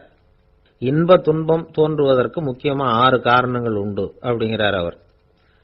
அது என்னங்கிறத நாமளும் தெரிஞ்சு வச்சுக்குவோமே. இப்ப முதல் காரணம் சுயநலம். ஒரு தாயார் தன்னுடைய சுயநலம் கருதி தன்னுடைய மகன் இன்பமா இருக்கணும்னு ஆசைப்படுறாங்க. மகனும் அப்படியே ஆசைப்படுறான். அதனால தாயாரின் இன்ப துன்பங்களை பார்த்துட்டு மகனும் இன்ப துன்பம் அடையறான். அந்த அம்மாவுக்கும் அதே நிலைமை தான். ரெண்டாவது காரணம் உறவு. நான் துறவியான பிறகு கூட உறவுங்கிற காரணத்தினால தான் தாயாருடைய சுக துக்கங்களை கண்டு நானும் சுக துக்கம் அடைகிறேன். என் தாயாருடைய நிலைமையும் இதுதான் அப்படிங்கிறார் ஒரு துறவி. மூணாவது காரணம் என்னன்னா அறிமுகம். எனக்கு அறிமுகமான ஒருத்தரை ரயில் நிலையத்தில் சந்திக்கிறேன். அவர் தன்னுடைய பணப்பையை எங்கேயோ தொலைச்சுட்டு வருத்தப்பட்டு இருக்கிறார். நானும் வருத்தப்படுறேன். அந்த சமயத்தில் யாரோ ஒருத்தர் இதுதானே அவங்க பணப்பை அப்படின்னு சொல்லி கொண்டாந்து நீட்டுறார். பணப்பையை தொலைச்சவர் சந்தோஷப்படுறார், நானும் சந்தோஷப்படுறேன். இது அந்த துறவி சொல்ற அனுபவம். நாலாவது காரணம் என்னன்னா கருணை. எனக்கு முன்னே பின்ன தெரியாத ஒருத்தனை யாரோ ஒருத்தன் அடிச்சு காயப்படுத்தி போடுறான். கருணை காரணமா நான் அதுக்காக துக்கப்படுறேன். அஞ்சாவது காரணம் எதையும் நம்புறது. ஒரு பசுமாட்டை ஒரு முரணை அடிச்சுக்கிட்டு இருக்கிறான் அப்படின்னு ஒருத்தர் வந்து நம்மகிட்ட சொல்றாருன்னு வைங்க, உடனே நான் துக்கப்படுறேன். இன்னொருத்தர் வந்து அந்த முரணனை போலீஸ்காரங்க பிடிச்சிட்டு போயிட்டாங்கன்னு சொல்லி சொல்றாரு, நான் உடனே சந்தோஷப்படுறேன். மூணாவதா ஒருத்தர் வந்து முதல் 2 பேரும் சொன்னது பொய்யுங்கிறார். அப்ப நான் இன்ப துன்பம் ரெண்டுமே இல்லாம நிம்மதியா இருக்கிறேன். இது ஒரு விதம். அடுத்தது ஆறாவது காரணம் என்னன்னா தன்மயமாகுதல். ஒரு நாவல் படிச்சுக்கிட்டு இருக்கிறோம், அதுல வர்ற பாத்திரங்களோட நாம ஒன்றி போயிடுறோம். அதுல வர்ற பாத்திரங்கள் சிரிச்சுதுன்னா நாமளும் சிரிக்கிறோம், அது அழுதுன்னா நாமளும் அழறோம். அதெல்லாம் வந்து அந்த துறவி சொல்ற அனுபவ உண்மைகள். இன்ப துன்பம் இது ரெண்டும் தோன்றுவதற்கு சுயநலம், உறவு, அறிமுகம், கருணை, எதையும் நம்புறது, தன்மயமாகிறது, இது எல்லாம் தான் முக்கிய காரணம் அப்படின்னு அவர் சொல்றார். ஆக கூடி ஒட்டு மொத்தமா யோசனை பண்ணி பார்த்தா பிற பொருள்கள் மீது பற்றுதல் காரணமா தான் நாம வந்து இன்ப துன்பம் அடையிறோம் அப்படிங்கறத புரிஞ்சுக்க முடியுது. மனுஷன் வந்து இன்ப துன்பம் அடையறதுக்கு 7வது காரணம் கூட ஒண்ணு உண்டு அப்படின்னு சொல்லிட்டே வந்தார் ஒருத்தர். அது என்ன அப்படின்னு கேட்டோம். அதுதான் சார் இந்த நீங்க சொல்லிட்டு வர்ற இன்று ஒரு தகவல்னார். எப்படி சொல்றீங்கன்னு கேட்டோம். இன்று ஒரு தகவல் கேட்க ஆரம்பிக்கிறப்போ மனசுல இன்பம், ஆரம்பிச்ச உடனே இது ஏற்கனவே கேட்ட சமாச்சாரமாச்சே அப்படின்னு நினைக்கிறப்போ துன்பம் அப்படின்னு அதுக்கு ஒரு விளக்கம் கொடுத்தார் அவர்.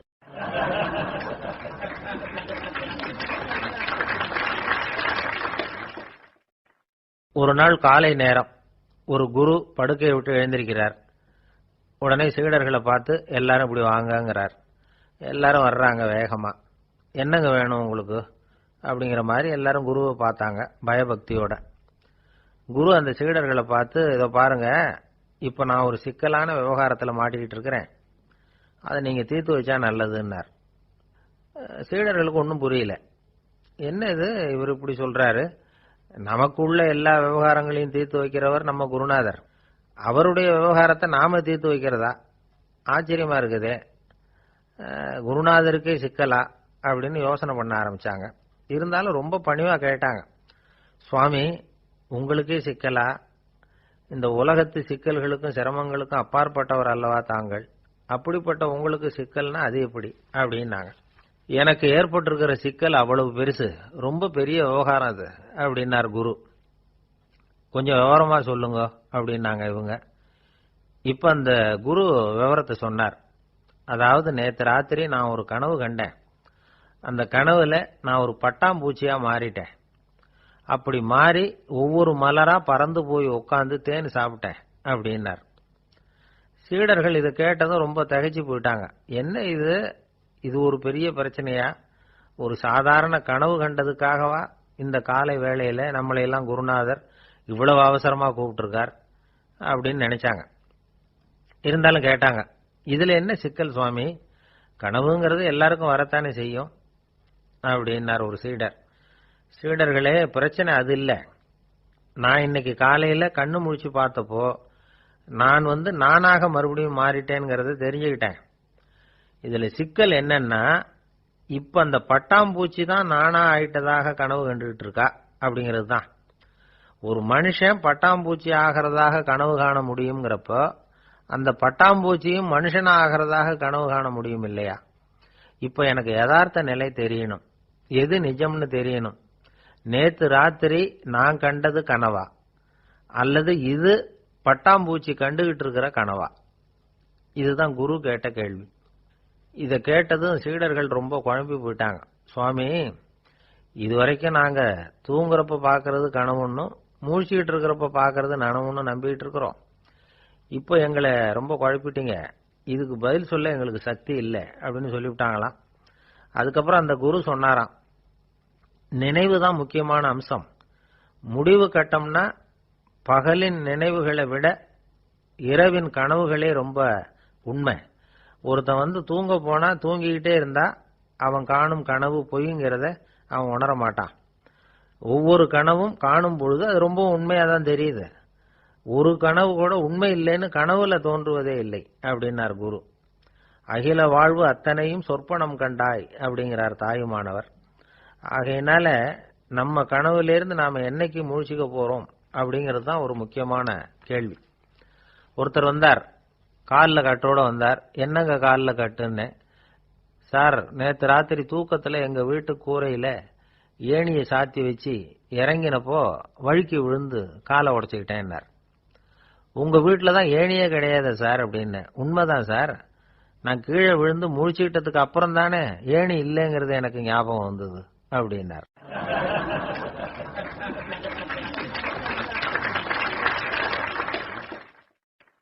ஒரு நண்பர் சினிமா படம் தயாரிக்கிறவர், அவர்கிட்ட ஒரு நாள் பேசிக்கிட்டு இருந்தேன். அது எப்படி சார், நீங்க எடுக்கிற எந்த படமும் கையை கடிக்காத அளவுக்கு எடுத்துடுறீங்களே, அது எப்படின்னு கேட்டேன். அது ஒன்றும் பெரிய விஷயம் இல்லை சார். பெண்களுக்குன்னு சில உருக்கமான காட்சிகள், இளைஞர்களுக்குன்னு சில நடனங்கள், அடிதடி காட்சிகள், அப்புறம் வயசானவங்களுக்குன்னு சில ஆன்மீக காட்சிகள், சின்ன பிள்ளைங்களுக்கு சிரிப்பு, இப்படி எல்லாமும் சேர்த்து நான் படம் எடுக்கிறேன். மசாலா படம்னு பேரு. இது ரொம்ப பெருசா இல்லைன்னாலும் ஓரளவுக்கு சுமாரா ஓடிரும், கையை கடிக்காது அப்படின்னார். இது ஒரு உத்தி. சில பத்திரிகை ஆசிரியர்களும் இந்த உத்தியை கையாளுறது உண்டு.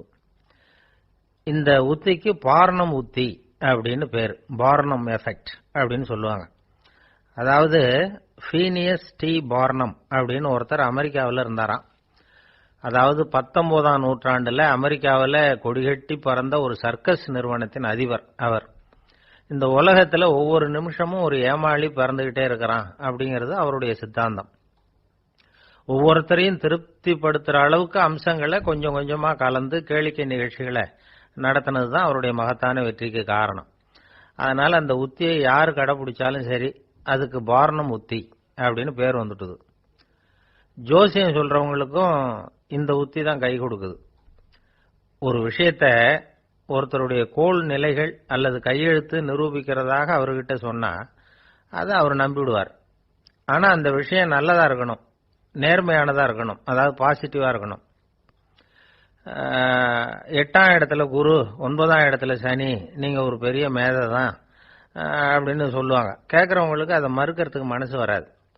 அப்படி சொல்லும் பொழுது கூடவே என்ன கொஞ்சம் முன்கோபம் அதிகமா இருக்கும், இருந்தாலும் அது உடனே மறைஞ்சிரும் அப்படின்னு சில அற்ப விஷயங்களையும் சொன்னாலும் அதையும் சரிதான்னு சொல்லி ஒத்துக்குவாங்க. ஆளுமையை எடை போடுகிற ஒரு நிறுவப்பட்ட உத்தியின் மூலமாக தன்னுடைய குணாதிசயங்கள் கண்டுபிடிக்கப்பட்டதாக அவர் நம்புறது தான் இதுக்கு காரணம். இந்த மாசம் பணத்தட்டுப்பாடு கொஞ்சம் இருக்கும், உடம்புல ஏதாவது கொஞ்சம் அசௌகரியம் இருக்கும், வீட்டுக்குள்ள லேசா மனஸ்தாபம் வரலாம், இது மாதிரி பொதுப்படையா சிலதை சொன்னாலே போதும், மக்களை நம்ப வச்சுடலாம். இதெல்லாம் நமக்கு மட்டும்தான் ஏற்படுது அப்படின்னு சொல்லி அவங்க நினைக்கிறது தான் காரணம். இதுதான் பார்னம் உத்திங்கிறது. மனிதர்கள் பாராட்டுகளை விரும்புறதும் விமர்சனங்களை வெறுக்கிறதும் பார்னம் உத்தியின் அடுத்த கூறு. அதனால ஒருத்தருக்கு ஜோசியம் சொன்னாலும் சரி, அவருடைய ஆளுமையை மதிப்பிடுறதாக இருந்தாலும் சரி, அவரை புகழற மாதிரி இருந்தாலும் சரி, அப்படி இருந்தாதான் அது சரியா இருக்கும். சாதகமான விஷயங்களை அதிகமாகவும் பாதகமான விஷயங்களை நாசூக்காவும் சொன்னா மக்கள் அதை நம்பிடுவாங்க. ஒருத்தரை கருமின்னு சொன்னா ஏத்துக்க மாட்டார். அதையே கொஞ்சம் மாத்தி நீங்க கொஞ்சம் சிக்கனமான ஆசாமி அப்படின்னு சொன்னா நீங்க சொல்றது சரிதான் சார் அப்படிம்பார். நீங்க பெரிய செலவாளி தான், இருந்தாலும் நல்ல விஷயங்களுக்கு தான் செலவழிப்பீங்க அப்படின்னு சொல்லணும்.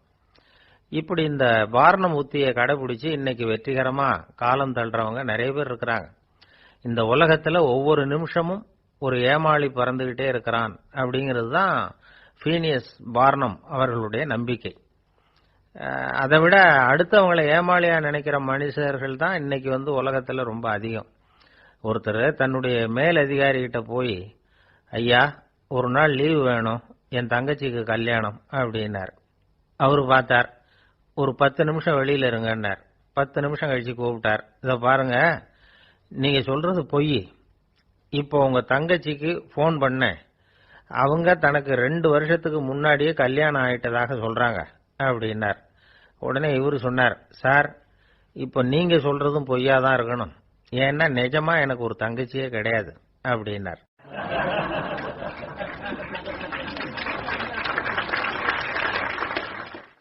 ஒரு பெரிய அரசன் இந்த உலகம் பூராவையும் ஆண்டுகிட்டு இருந்தான். ரொம்ப காலம் அப்படி அரசாட்சி பண்ணிட்டு இருந்தான். திடீர்னு அவனுக்கும் சில எதிரிகள் முளைச்சாங்க. அவங்க எல்லாம் ஒண்ணு சேர்ந்து இவனை தோற்கடிச்சுட்டாங்க. தோத்து போனது இவனுக்கு பயம் வந்துட்டுது, எங்க எதிரிகள் நம்ம கொன்னுடுவாங்களோ அப்படின்னு. வெளியில வந்தா தனக்கு ஆபத்துன்னு பயந்துகிட்டு யாருக்கும் தெரியாம ஒரு குகைக்குள்ள போய் பதுங்கி கிடக்குறான். நிலைமைய பாருங்க. முதல் நாள் அரண்மனையில அதிகாரம் பண்ணிக்கிட்டு இருந்தவன் மறுநாள் குகையில பயந்து போய் பதுங்கி கிடக்குறான். ராத்திரி நேரம் வந்தது, பசி வயத்தை கிள்ளுது, பிச்சை எடுத்து சாப்பிட வேண்டிய நிலைமை. பிச்சை எடுக்கிறதுக்கு பாத்திரம் வேணுமே, என்ன பண்றது அப்படின்னு அங்கேயும் இங்கேயும் பாக்குறான். ஒரு மூலையில யாரோ விட்டுட்டு போன ஒரு ஓடு கிடக்குது, அதை எடுத்துக்கிட்டு புறப்பட்டான். இருட்டுல வழி புரியல, ஏதோ ஒரு யூகத்துல காலை மெதுவா எடுத்து வச்சு நடந்து போயிட்டு இருக்கிறான். வழியில ஒரு கருப்பு நாய் படுத்து கிடந்தது. இருட்டுல அவன் இது கண்ணுக்கு சரியா தெரியல, அவனுக்கு தவறி போய் காலை வச்சுட்டான். அது மேல நாய் சும்மா இருக்குமா, வள்ளுன்னு விழுந்து கடிச்சு விட்டுது. காலை பாக்குறான், காலத்தையும் நினைச்சு பாக்குறான். அரண்மனையில வீரக்கழல் அணிந்த காலை உடைய மன்னா அப்படின்னு புகழ்வாங்களே புலவர்கள்லாம், ஆனா அது இன்னைக்கு நாய் கடிச்ச காலம் ஆயிட்டுதே அப்படின்னு நினைக்கிறான். அது மட்டும் இல்ல, முன்னாடி எல்லாம் பொற்கிண்ணங்கள்ல தான் அவன் சாப்பிடுவான். ஆனா இப்போ உடைஞ்சு போன ஓட்டு, அது ஓட்டை கையில வச்சுக்கிட்டு நிக்கிறான். அதுல ஏதாவது யாராவது சாப்பாடு போடுவாங்களான்னு. முன்னாடி எல்லாம் நிறைய பேர் அரண்மனைக்கு வருவாங்க, அரசருக்கு காணிக்கைன்னு சொல்லி இவன் காலடியில கொண்டாந்து கொட்டுவாங்க. அப்போலாம் இவன் அந்த ஜனங்களுடைய முகத்தை திரும்பி கூட பாக்குறது இல்ல, ரொம்ப கர்வமா உட்கார்ந்துருப்பான். அதே ஆளு இன்னைக்கு எல்லார் கண்ணிலையும் படுறது மாதிரி பிச்சை எடுத்துக்கிட்டு இருக்கிறான். அப்போலாம் காணிக்கைகளை தன்னுடைய கையால வாங்குறது தனக்கு கௌரவ குறைச்சல்னு நினைச்சு தன்னுடைய வேலைக்காரங்களை விட்டு தான் அதை வாங்க சொல்லுவான்.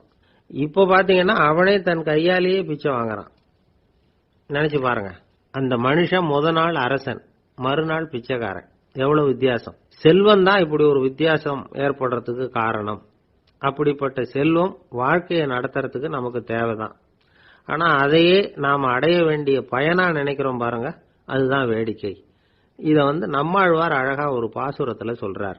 ஒரு நாயகமாய் ஓட உலகுடன் ஆண்டவர், கருணாய் கவர்ந்த காலர், சிதைகிய பானையர், பெருநாடு காண இம்மையிலே பிச்சைதாம் கொள்வர், திருநாரணன் தாழ் காலம் பெற சிந்தித்து உய்மினோ அப்படிங்கிறார் நம்மாழ்வார். ஒரு பெரிய பணக்காரர் ஒரு துறவிகிட்ட போய், சாமி என்கிட்ட நிறைய பணம் இருக்கு, இருந்தாலும் நிம்மதி இல்ல, என்னால நிம்மதியா இருக்க முடியல, என்ன காரணம்னு கேட்டாராம். உடனே அந்த துறவி இதுக்கு நேரடியா பதில் சொல்லாம பக்கத்துல நின்றுகிட்டு இருந்த ஒரு குழந்தைய கூப்பிட்டார். அது ஓடியாந்தது.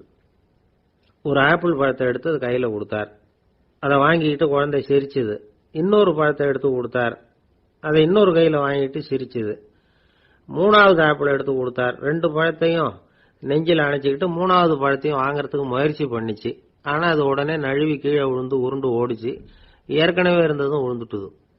இப்ப அந்த குழந்தை அழ ஆரம்பிச்சுட்டுது. இப்ப அந்த துறவி பணக்காரர்கிட்ட சொன்னாராம், குழந்தைய கவனிச்சியா, 2 ஆப்பிள் போதும்னு அது நினைச்சிருந்தா இப்போ அது அழ வேண்டிய அவசியம் வந்திருக்குமா அப்படின்னாராம். எதுவுமே அளவுக்கு மிஞ்சினா துன்பம் தான். இந்த காலத்துல இதெல்லாம் யாரு காதுல வாங்குறாங்க? ஒருத்தனை நல்ல வழிக்கு கொண்டு வரணும்னு நினைச்சு அவனை கூப்பிட்டு உட்கார வச்சு இந்த கதையை சொல்லிட்டு இருந்தாங்க. சொல்லிவிட்டு அந்த குழந்தை செஞ்சது தப்பு தானே அப்படின்னு கேட்டிருக்கிறாங்க. ஆமாம், தப்பு தான், நானா இருந்தா அப்படி செஞ்சிருக்க மாட்டேன் நானா இவன். 2 பழமே போதும்னு சொல்லிருப்பியா அப்படின்னு கேட்டிருக்காங்க. அப்படி இல்லைங்க, அவர் கொடுக்க கொடுக்க ஒவ்வொரு பழமா வாங்கி பின்னாடி வச்சுட்டு மறுபடியும் கையை நீட்டுவேன் அப்படிங்கிறானா. இவெல்லாம் எந்த காலத்துல திருந்துறது?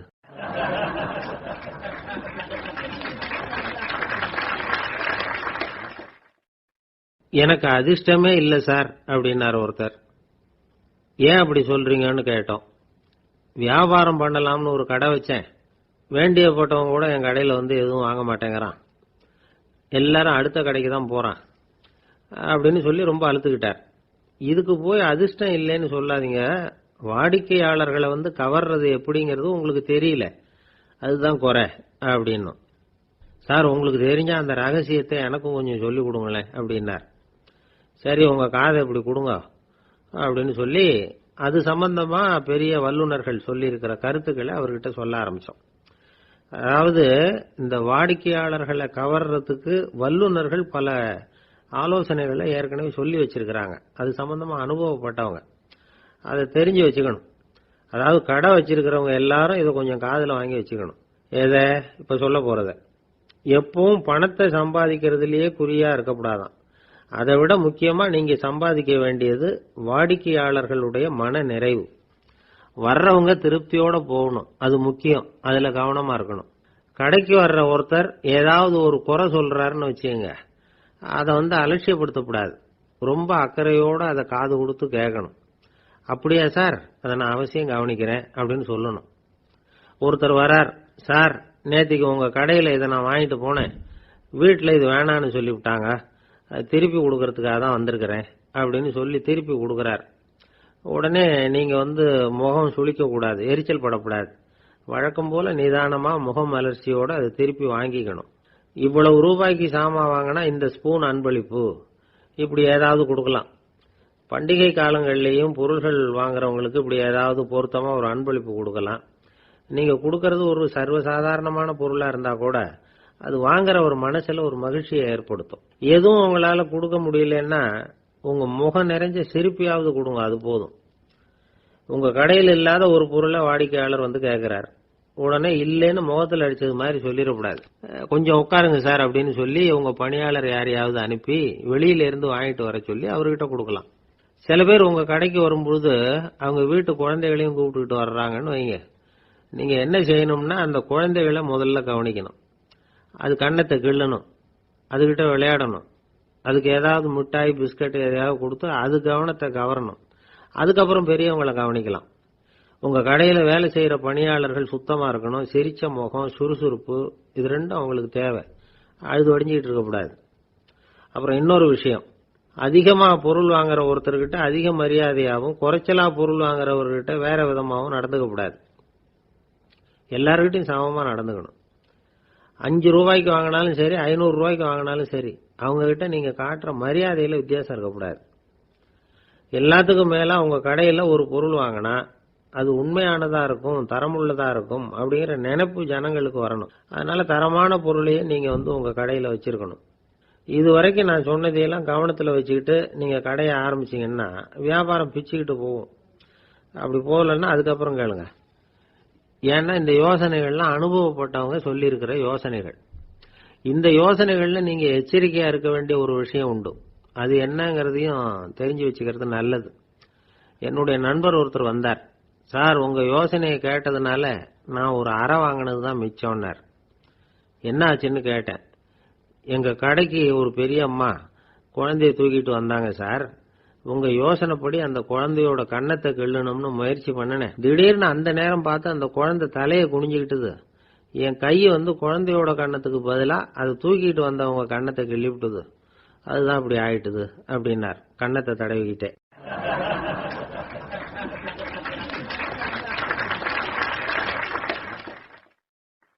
கடற்கரை ஓரமா ஒரு பெரியவர் கையால மணலை கீறிக்கிட்டே உட்கார்ந்துருக்கிறார். என்னத்தையும் தேடிட்டு இருக்கிறது மாதிரி தெரிஞ்சது. மெதுவா கிட்டத்துல போய் என்னத்தை தேடிட்டு இருக்கிறீங்க அப்படின்னு கேட்டோம். அவரு சாவகாசமா நிமிர்ந்து பார்த்து நிம்மதியை தேடிட்டு இருக்கிறேன்னார். நாங்க ஒரு மாதிரி ஆயிட்டோம். இருந்தாலும் சமாளிச்சுக்கிட்டு, சார் மணல்ல கிழிஞ்சல் தான் கிடைக்கும், நிம்மதி கிடைக்காது அப்படின்னோம். சரி இன்னைக்கு வசமா நம்ம கிட்ட ஒரு ஆள் மாட்டிக்கிட்டார் அப்படின்னு நினைச்சு அவர் பக்கமா போய் உட்காந்துக்கிட்டு கதை சொல்ல ஆரம்பிச்சிட்டோம். ஒரு பெரிய மன்னர் இருந்தார். அவருக்கு எல்லா வசதியும் இருந்தது. இருந்தாலும் ஒரே ஒரு குறை. அது என்னன்னா நிம்மதி இல்லைங்கிற குறை. அரண்மனையில தினமும் கலை நிகழ்ச்சி, நாட்டியம் எல்லாம் நடந்துகிட்டு தான் இருந்தது. இருந்தாலும் நிம்மதி இல்லை. சரி நிம்மதி எங்க கிடைக்கும் அப்படின்னு தேட ஆரம்பிச்சார். உடனே அதுக்கான முயற்சிகள்ல தீவிரமா இறங்கினார். நாட்டில் உள்ள தத்துவ மேதைகளை எல்லாம் கூப்பிட்டுட்டு வர சொன்னார். எல்லாரும் சேர்ந்தாங்க. அவங்கள பார்த்து நிம்மதி எங்க இருக்குது அப்படின்னு விசாரிச்சார். அவங்களுக்கு அது தெரிஞ்சா ஏன் இப்படி ராஜா முன்னாடி நின்றுட்டு இருக்க போறாங்க? ராஜாவோட கேள்விக்கு ஒவ்வொருத்தரும் ஒவ்வொரு மாதிரி விளக்கம் கொடுக்க ஆரம்பிச்சிட்டாங்க. எந்த பதிலும் ராஜாவுக்கு திருப்தி அளிக்கக்கூடிய அளவுக்கு இல்ல. சரி போயிட்டு வாங்கன்னு சொல்லி அவங்கள எல்லாம் அனுப்பி வச்சுட்டார். ஒரு நாள் அவர் மாளிகையில உப்பரிகையில நின்றுட்டு இருக்கிறார். அந்த சமயத்துல தெருவில் ஒரு பிச்சைக்காரன் ரொம்ப உல்லாசமா பாட்டு பாடிக்கிட்டே போயிட்டு இருக்கிறான். குரல்ல ஒரு சந்தோஷம், நடையில ஒரு மிடுக்கு, அவங்ககிட்ட கொஞ்சம் கூட கவலை இருக்கிறதா தெரியல. உடனே ராஜா அதை பார்த்தார். ஏவலாளிகளை வந்து கைதட்டி கூப்பிட்டார். உடனே ஓடி போய் அந்த பிச்சைக்காரனை இங்க அழைச்சிட்டு வாங்கன்னு உத்தரவு போட்டார். இவங்க உடனே ஓடி போய் அவனை கூப்பிட்டாங்க. அரண்மனைக்கு வாழ்ந்தாங்க. அவன் வரல. அரண்மனைக்குள்ள அடி எடுத்து வைக்க மாட்டேன்னு சொல்லிவிட்டான். ராஜா கிட்ட வந்து விஷயத்தை சொன்னாங்க. அவருக்கு ரொம்ப ஆச்சரியம், இப்படி ஒரு ஆள் இருக்கிறானா அப்படின்னு. சரி, அவன் என்னதான் சொல்றான் அப்படின்னு விசாரிச்சார். இவங்க மறுபடியும் தெருவுக்கு போய் கேட்டாங்க. என்ன பார்க்கணும்னா ராஜா விருப்பப்பட்டாருன்னா அவரை வேணும்னா இங்க வர சொல்லுங்க அப்படின்னு சொல்லிவிட்டான். அதை வந்து ராஜா கிட்ட சொன்னாங்க. அவருக்கு கோபம் வரல.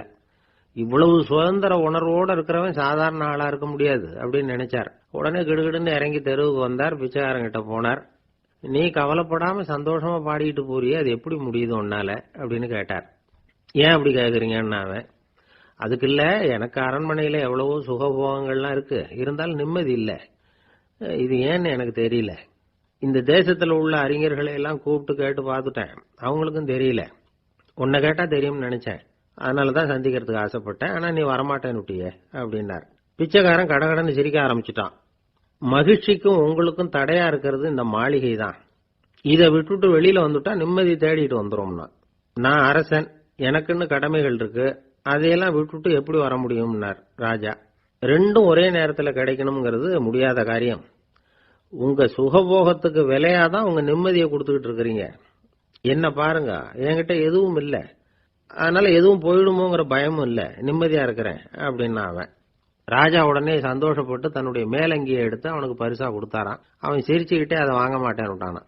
இதை நீங்க எனக்கு கொடுக்கறதுனால எந்த பயனும் இல்லை, அதே நேரத்தில் அதை வாங்கிட்டேன்னா அடுத்த வினாடியிலிருந்து அதை எப்படி காப்பாத்துறதுங்கிற கவலை எனக்கு வந்து சேர்ந்துடும், அப்புறம் தூக்கம் வராது, நிம்மதி போயிடும் அப்படின்னானா. சொல்லிவிட்டு அவன் பாட்டுக்கு சந்தோஷமா பாடிக்கிட்டே போயிட்டான். நிம்மதி எங்க இருக்குங்கிறதையும் ராஜா தெரிஞ்சுக்கிட்டார். அந்த இடத்துக்கு தன்னால போக முடியாதுங்கிறதையும் அவர் புரிஞ்சுக்கிட்டார். இப்படி இந்த கதையை அந்த கடற்கரையில மணலை கீறிக்கிட்டே உட்கார்ந்துருந்தார அந்த பெரியவர்கிட்ட சொல்லி முடிச்சோம். அவர் முகத்துல ஒரு தெளிவு தெரிஞ்சது. எங்களை நிமிர்ந்து பார்த்தார். ரொம்ப நன்றிங்க, இப்ப எனக்கு தெரிஞ்சு போச்சு, நிம்மதி வேணும்னா அதுக்கு என்ன பண்ணணும்னு இப்ப நல்லா புரிஞ்சுக்கிட்டேன் அப்படின்னார். என்ன புரிஞ்சுக்கிட்டீங்கன்னு கேட்டோம். இனிமே இந்த பக்கம் வந்தா உங்க கண்ணுல படாத இடமா பார்த்து உட்காரணும்னு புரிஞ்சுக்கிட்டேன் அப்படின்னார்.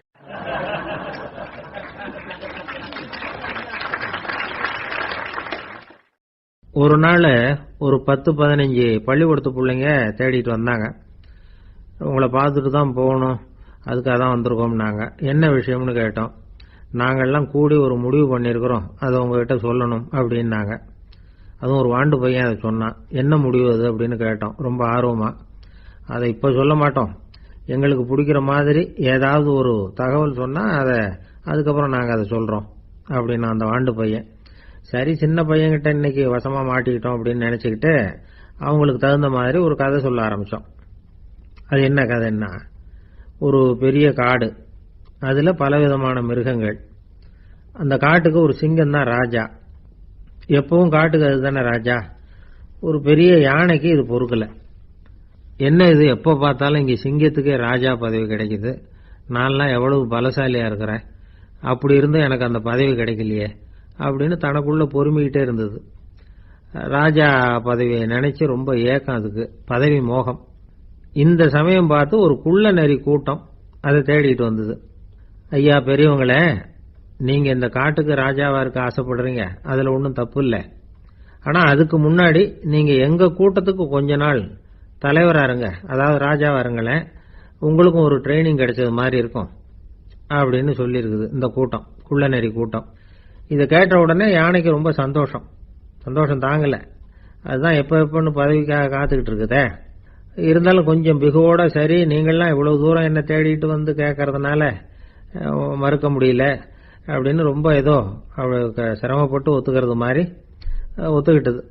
ஏதோ உங்க ஆசைக்கு கட்டுப்படுறேன், கொஞ்ச நாள் உங்க கூட்டத்துக்கு ராஜாவா இருக்கிறதுக்கு சம்மதிக்கிறேன் அப்படின்னுது. உடனே அந்த யானை ராஜ நட போட ஆரம்பிச்சுட்டுது. யானை சாதாரணமா நடந்தாவே எப்படி இருக்குங்கிறது நமக்கு தெரியும், அதுவே ராஜ நட நடந்தா எப்படி இருக்கும் கற்பனை பண்ணி பாருங்க. யானை முன்னாடி கம்பீரமா போய்கிட்டு இருக்குது, தலைவர் இல்லையா, அதனால குள்ள நரிகள்லாம் ரொம்ப அடக்கமா அது பின்னாடி அணிவகுத்து போயிட்டு இருக்குது. ராஜா வாழ்க மன்னர் வாழ்க அப்படின்னு கோஷம் வேற. யானைக்கு தலைகால புரியல, அவ்வளவு சந்தோஷம். அந்த யானைக்கு செருக்கு ஆணவம் எல்லாம் ஏற்பட்டு போச்சு. அதுக்கப்புறம் அது தரையை பார்க்குமா, நிமிர்ந்து நடக்க ஆரம்பிச்சுட்டுது. தரையை பார்க்கறதே இல்லை. அப்படி போயிட்டு இருக்கிறப்போ ஒரு சதுப்பு நிலத்துல திடீர்னு காலை வச்சுட்டுது. அவ்வளவுதான், கால் உள்ள போட்டுது. இன்னொரு காலை எடுத்து வச்சது, அதுவும் உள்ள போட்டுது. அந்த 2 காலையும் எடுக்கிறதுக்காக அடுத்த 2 காலையும் அழுத்துச்சு, அதுவும் உள்ள போக ஆரம்பிச்சுட்டுது. இப்ப 4 காலம் வசமா சேத்துல அழுந்தி போச்சு, எடுக்க முடியல. குள்ள நரிகள்லாம் அதை சுத்தி சுத்தி வந்தது. சிலது சுத்தி நின்று டான்ஸ் ஆட ஆரம்பிச்சுட்டுது யானையை பார்த்துட்டு. இதை யானை பார்த்தது. என்ன இது தலைவர், நான் தவிச்சுக்கிட்டு இருக்கிறேன், தொண்டர்கள்லாம் சுத்தி நின்று வேடிக்கை பார்த்துக்கிட்டு இருக்கிறீங்க, டான்ஸ் ஆடுறீங்க அப்படின்னு கேட்டுதான். தொண்டர்களே, தலைவர் நான் தவிச்சுக்கிட்டு இருக்கிறது உங்களுக்கு தெரியலையா? இப்ப உடனே உங்க தலைவரை காப்பாற்ற வேண்டியது உங்க கடமை இல்லையா அப்படின்னு கத்துச்சான் அந்த யானை.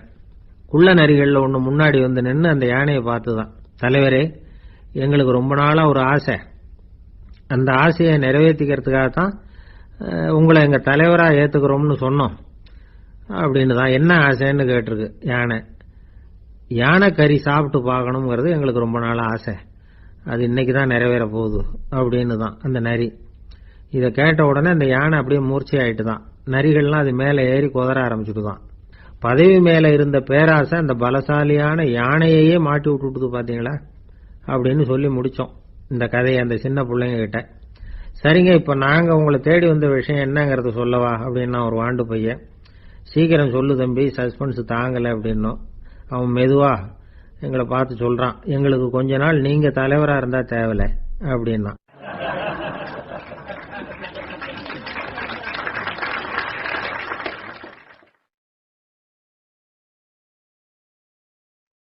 திபேத் நாட்டுல புத்த மடாலயங்கள் நிறைய உண்டு. அதுக்கு ஒரு தலைமையகமும் உண்டு. அது இந்த திபேத் தலைநகரம் லாசாவில் இருக்குது. ரொம்ப காலத்துக்கு அப்பால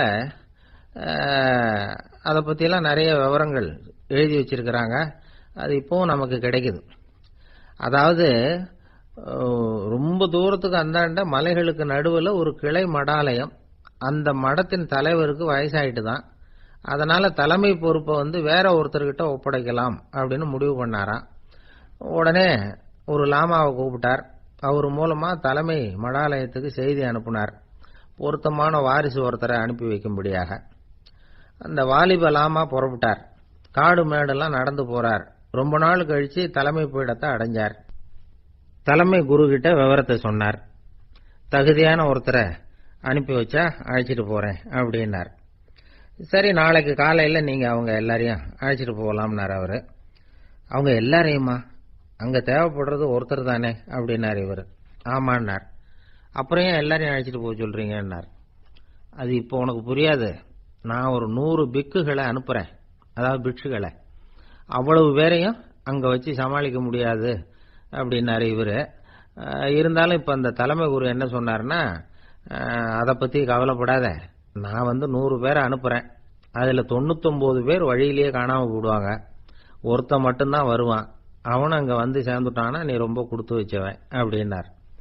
இவருக்கு ஒன்றும் புரியல. இருந்தாலும் மறுநாள் அந்த வாலிப லாமா 100 பேரை அழைச்சிட்டு புறப்பட்டார். போற வழியிலேயே பல பேர் அங்கங்க பிச்சுட்டு போட்டாங்க அவர் சொன்னது மாதிரியே. வழியில அவங்க ஊர்கள் இருந்தது தான் காரணம். அப்பா அம்மாவை பார்த்துட்டு வரேன் அப்படின்னு கொஞ்சம் பேர் போனாங்க. சொந்த பந்தத்தை பார்த்துட்டு வரேன் அப்படின்னு கொஞ்சம் பேர். ஒரு வாரம் ஆச்சு. இப்ப மிஞ்சினது 10 பேர் தான். வழியில ஒரு நகரம். அங்க சில பிட்சுக்கள் சந்திச்சாங்க. எங்க மடத்து தலைவர் இறந்துட்டார், உங்கள யாராவது ஒருத்தர் எங்களுக்கு தலைவராக முடியுமா அப்படின்னு கேட்டாங்க. 10 பேரும் தயார். அதுல ஒருத்தரை அழைச்சிட்டு அவங்க போயிட்டாங்க. இன்னொரு ஊர்ல சில பேர் வந்தாங்க, வழி மறிச்சாங்க. நில்லுங்க, எங்க மன்னர் மகளுக்கு திருமணம், அதை நடத்தி வைக்க 3 லாமாக்கள் தேவை அப்படின்னாங்க. இப்படி கொஞ்சம் கொஞ்சமா எல்லாரும் காலி. கடைசியில 2 பேரும் மிஞ்சினாங்க. அங்க ஒரு இளம்பெண் எதிரில் வந்தா, எங்க அப்பா வேட்டைக்கு போயிருக்கிறாரு, இன்னும் திரும்பி வரல, வீட்டுல வேற யாரும் இல்ல, தனியா இருக்க பயமா இருக்கு, யாராவது ஒருத்தர் எனக்கு துணையா இருக்கணும் அப்படின்னு கேட்டுக்கிட்டா. எங்க 2 பேர்ல நீயே ஒருத்தரை தேர்ந்தெடுத்துக்கோ, இல்லைன்னா எங்களுக்குள்ள சண்டை வந்துடும் அப்படின்னாங்க. இப்ப மிஞ்சினவர் ஒருத்தர், அவருக்கும் ஒரு சோதனை வந்தது. ஒரு தர்க்கவாதி எதிரில் வந்தா, உன்னோட வாதம் பண்ணணும்னா, இவனோட வாதம் பண்றேன், அது முடிய ரொம்ப காலம் ஆகலாம், தர்க்கத்துல நான் ஜெயிச்சா அங்க வரேன், இல்லைன்னா இவருடைய சீடன் ஆயிடுவேன் அப்படின்னாரு அவரு. கடைசியா அழைக்க வந்த வாலிபலாமா மட்டும் வெறும் கையோட திரும்பி போனார். அங்க இருந்த வயசான மடாதிபதி கேட்டார், எத்தனை பேர் அங்கிருந்து புறப்பட்டீங்கன்னார். என்னையும் சேர்த்து 101ன்னாரு அவரு.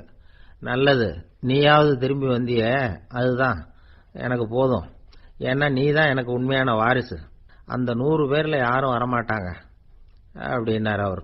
ஏன்னா அவருக்கு தெரியும் இவர் ஒருத்தர் தான் திரும்பி வருவாருங்கிறது. திபேத்துல ஒரு பழங்கால பழமொழி உண்டாம், 100 பேர் செல்லலாம், எப்பொழுதாவது ஒருவன் அபூர்வமாக அடைய வேண்டிய இடத்தை அடைவான். இதுதான் அந்த பழமொழி. ஒரு உன்னதமான இலக்கை அடையணும்னா அது அவ்வளவு சுலபமான காரியம் இல்லை. இந்த காலத்து மடாலயம் ஒண்ணு, அதுல ஒரு தலைவர், அவருக்கு வயசாயிட்டது, தனக்கு ஒரு வாரிசை நியமிக்கணும் அப்படின்னு ஆசைப்பட்டார். ரொம்ப கஷ்டப்பட்டு ஒருத்தரை பிடிச்சார், தனக்கு வாரிசா நியமிச்சுட்டு அவர் சமாதி ஆயிட்டார்.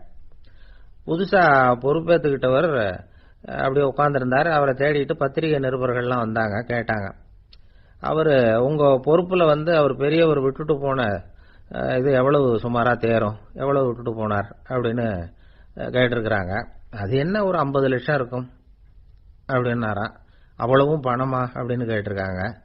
இல்லைங்க, கடன் அப்படின்னாராம் இவர்.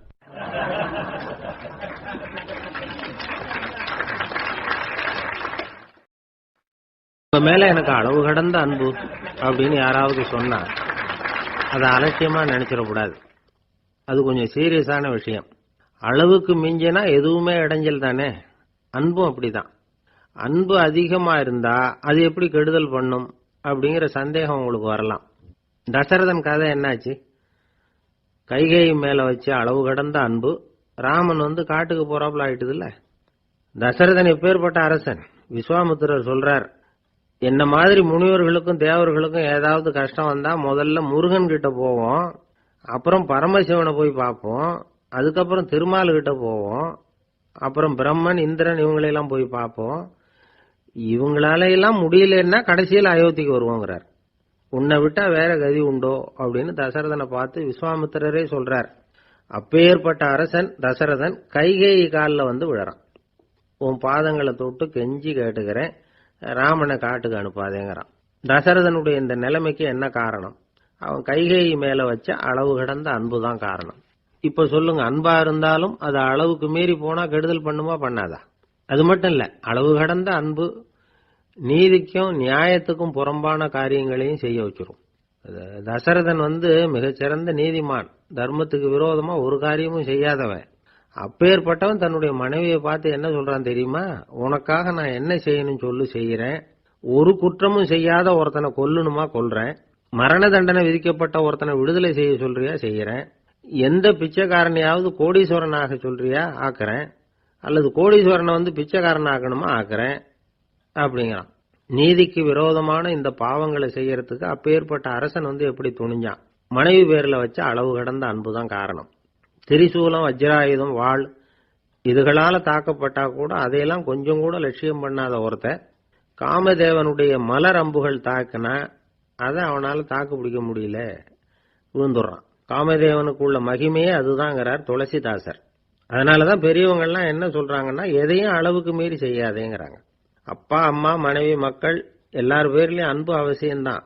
ஆனா அந்த அன்பு அறிவுக்கு புறம்பா இருக்கக்கூடாது, அளவுக்கு மீறி இருக்கக்கூடாது. அப்பதான் வாழ்க்கை சுகமா இருக்கும், இல்லைன்னா அவஸ்தை தான். அளவுக்கு மீறின அன்புங்கிறது புரியுது, அது சரி. அறிவுக்கு புறம்பான அன்புங்கிறது எப்படி? ஒரு தாய்க்கு ஜலதோஷம் அல்லது ஏதோ ஒரு தொற்று நோயின்னு வச்சுங்களேன். அந்த அம்மாவுக்கு தன்னுடைய குழந்தை பேர்ல அளவு கடந்த அன்பு. தனக்கு நோய் இருக்கு, அது அடுத்தவங்களுக்கு தொற்றக்கூடியது அப்படின்னு தெரிஞ்சிருந்தோம் அன்பை காட்டுறதுக்காக அந்த குழந்தைக்கு முத்தம் கொடுக்குறேன்னு தூக்கி வச்சுக்கிட்டு கொஞ்சம் ஆரம்பிச்சதுன்னு வச்சுங்க, அது நல்லா இருக்குமா? இதுதான் அறிவுக்கு புறம்பான அன்புங்கிறது. அது மாதிரி விலங்குகள்கிட்ட அன்பா இருன்னு சொல்றோம். அதுக்காக புலிக்கு முத்தம் கொடுக்க முடியுமா? அப்படி கொடுத்தா அது அறிவுக்கு புறம்பான அன்பு. அதனால அன்பு கூட அறிவுபூர்வமா இருக்கணும் அப்படிங்கிறத இன்னைக்கு தகவல் மூலமா நாம புரிஞ்சுக்கணும். இந்த காலத்து காதலன் தன்னுடைய காதலிகிட்ட சொன்னானாம், இதை பாரு, உன் பேர்ல எனக்கு அளவு கடந்த அன்பு. உனக்காக என்ன செய்யணும் சொல்லு, செய்யறேன். நெருப்புல நடக்கணுமா நடக்கிறேன், நீர்ல குதிக்கணுமா குதிக்கிறேன், உயிரையே கொடுக்கணுமா கொடுக்கறேன் அப்படின்னா. சரி, வர்றேன் ஞாயிற்றுக்கிழமை சாயந்தரம் 6 மணிக்கு இதே இடத்துக்கு வாங்க அப்படின்னு அந்த பொண்ணு. இவன் கொஞ்சம் யோசனை பண்ணி பார்த்துட்டு, அன்னைக்கு மழை பெய்யாம இருந்தா வந்துடுறேன் அப்படின்னா. வயிறு பசிக்குதேங்கிறது சிலரோட கவலை, வயிறு பசிக்க மாட்டேங்குதே அப்படிங்கிறது சில பேரோட கவலை. 2 விதமான கவலைக்கும் வயிறு தான் காரணமா இருக்குது. வயிறு பசிச்சதுன்னா அது இயற்கை, வயிறு பசிக்கலைன்னா அது வியாதி. ஆனா பசியையும் நாம பசிப்பிணி அப்படின்னு தான் சொல்லுவோம். என்ன காரணம்? வியாதியை போக்க வேண்டியது எவ்வளவு முக்கியமோ அதை விட முக்கியம் பசியை போக்க வேண்டியது.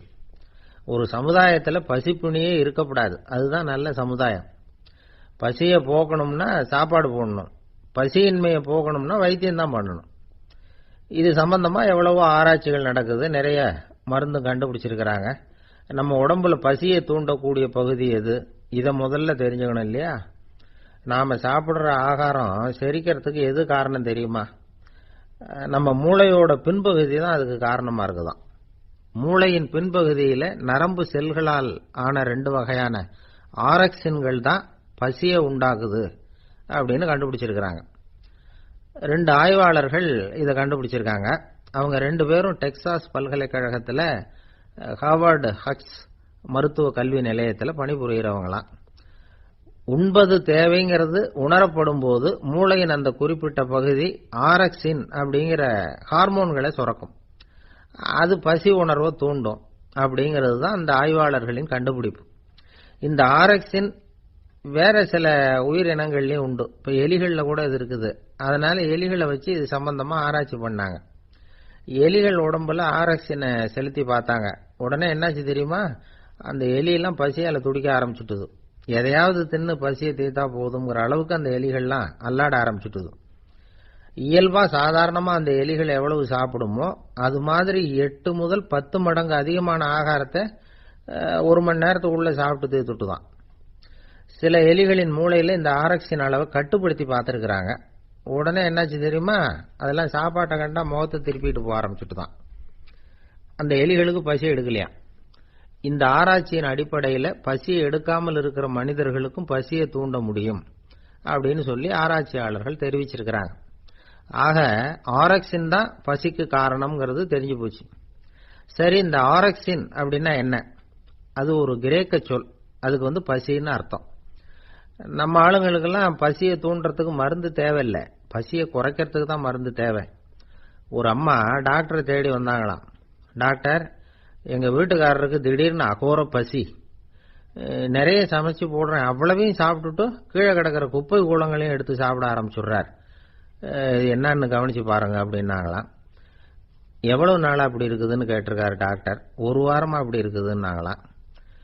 இவ்வளவு நாளா ஏன் சும்மா இருந்தீங்க, ஆரம்பத்திலேயே இங்க அழைச்சிட்டு வர வேண்டியது தானே அப்படின்னாராம் டாக்டர். அது ஒண்ணும் இல்லை டாக்டர், வீடு பூரா சுத்தமாகட்டுமேன்னு பார்த்துக்கிட்டு இருந்தேன் அப்படின்னாங்களாம் அந்த அம்மா.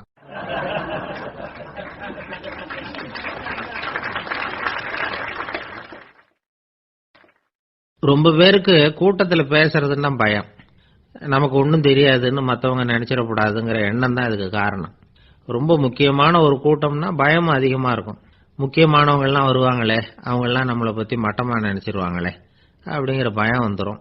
ஆனா மேடை பேச்சுங்கிறது அவ்வளவு கடினமான ஒரு காரியம் இல்லைங்கிறாங்க அது சம்பந்தமான நிபுணர்கள். யாரும் பேச்சாளர் ஆகலாம், இது ஒன்றும் பெரிய கிஃப்ட் கிடையாது அப்படின்னு அவங்க சொல்றாங்க. நீங்க ஒரு சிறந்த பேச்சாளர் ஆகணுமா அப்படின்னா அதுக்குன்னு சில ஆலோசனைகளை சொல்லி வச்சிருக்கிறாங்க அனுபவசாலிகள். முதல் ஆலோசனை என்னன்னா, உங்க பேச்சு எளிமையா இருக்கணும். ஏதாவது ஒரு கருத்து அல்லது 2 கருத்து சொன்னா போதும். 20 அல்லது 30 கருத்துக்களை சொல்லிட்டே போகக்கூடாது. 2வது ஆலோசனை, நீங்க என்ன பேச போறீங்கிறது முதல்ல உங்களுக்கு நல்லா புரியணும். அதுக்கப்புறம் தான் அதை அடுத்தவங்களுக்கு புரிய வைக்க முடியும்.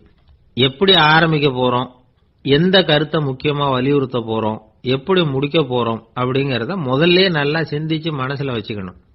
கடைசியா என்ன சொல்றீங்களோ அதுதான் கேட்கறவங்க மனசுல நிக்கும். 3வது ஆலோசனை என்னன்னா, உங்க பேச்சு சுருக்கமா இருக்கணும். ஒரு 15 நிமிஷம் பேசுறது ரொம்ப பொருத்தம். மணிக்கணக்கில் பேசிக்கிட்டு இருக்கிறது நல்லதில்லை. 4வது ஆலோசனை, நீங்க பேசுறது உண்மையா இருக்கணும். உங்களுக்கு உண்மையான அனுபவங்கள் இருக்கும், அதை சொல்லலாம். உங்களுடைய உண்மையான அனுபவங்களை மற்றவங்களோட பகிர்ந்துக்கணும், அதுதான் முக்கியம். 5வது ஆலோசனை, ஆரம்பத்தில் கொஞ்ச நேரம் உங்களை பத்தியும் எதிரில் உள்ளவங்களை பத்தியும் சம்பந்தப்படுத்தி ஏதாவது பேசி ஒரு நெருக்கத்தை ஏற்படுத்திக்கணும். ஒவ்வொருத்தரும் இப்ப இவர் பேச போறது நம்ம சம்பந்தப்பட்டது அப்படின்னு நினைக்க ஆரம்பிச்சிருவாங்கல்ல, அதுக்கப்புறம் அவங்க கேட்க தயாராயிட்டாங்கன்னு அர்த்தம். எதிரில் உட்கார்ந்துருக்கிற கூட்டத்தில இருந்து 3 பேரை தேர்ந்தெடுங்க. அதாவது வலது பக்கம் ஒருத்தர், நடுவுல ஒருத்தர், இடது பக்கம் ஒருத்தர். அதாவது உங்களை ரொம்ப கனிவாகவும் ஆர்வமாகவும் பார்க்கிறவரா பார்த்து தேர்ந்தெடுத்துங்க. மனசுக்குள்ள நீங்க பேசும்பொழுது என்ன பண்ணணும்னா, இவங்களை நேருக்கு நேரா மாறி மாறி பார்த்துக்கிட்டே பேசுனீங்கன்னா நீங்க ஏதோ ஒட்டுமொத்த கூட்டத்தையும் பார்த்து பேசுறதாக ஒரு உணர்வு அதை ஏற்படுத்திவிடும். 6வது ஆலோசனை என்னன்னா, சொற்பொழிவுன்னா நீங்க பேசணும், படிக்கக்கூடாது. எழுதி படிக்கிறது நல்லா இருக்காது. குறிப்புகள் வேணும்னா வச்சுக்கலாம். படிக்கிறது பேப்பர்ல இருந்து வர்றது மாதிரி இருக்கும், பேசுறது இதயத்திலிருந்து வர்றது மாதிரி இருக்கும். அப்புறம் 7வது ஆலோசனை சொல்றாங்க. அது என்னன்னா, மேடையில ஏறி நின்ன உடனே இயல்பா மூச்சை இழுத்து விட்டுங்க, இயல்பு நிலைக்கு வாங்க, அதுக்கப்புறம் இயல்பா பேச ஆரம்பிக்கலாம் அப்படிங்கிறாங்க. இவ்வளவும் பேச்சு கலையில் வல்லுநர்களா இருக்கிறவங்க சொல்லுகிற ஆலோசனைகள். இதையெல்லாம் கடைபிடிச்சா நமக்கும் அதுக்கும் வெகு தூரம்னு நினைச்சுக்கிட்டு இருந்த ஒண்ணு இப்ப கிட்டத்துல நெருங்கி வந்துடும். நாம சொல்றபடியெல்லாம் அது கேட்கும். ஒரு பேச்சாளர், அவருக்கு சுருக்கமாவே பேச தெரியாது. மேடையில ஏத்தி விட்டுட்டா போதும், ஆரம்பிச்சிருவார், நிறுத்த மாட்டார், பேசிக்கிட்டே இருப்பார். ஒரு தடவை அவர் ஒரு கூட்டத்துல ரொம்ப நேரம் பேசிக்கிட்டே இருக்கிறார். எதிரில் பொறுமை இழந்த ஒருத்தர் தன்னுடைய கை கடிகாரத்தை காட்டினார். அதை கவனிச்ச பேச்சாளர், மன்னிக்கணும், கை கடிகாரம் நான் கொண்டுகிட்டு வர மறந்துட்டேன், அதுதான் நேரம் போனதே தெரியல அப்படின்னு சொல்லியிருக்கிறார். இதுக்கு அவரு சொன்னாராம் கோபமா, ஏய்யா கடிகாரத்தை தான் பார்க்க முடியல, மறந்துட்டேன், பக்கத்துல மாட்டிருக்கிற காலண்டரையாவது பார்க்கப்படாதா அப்படின்னாராம்.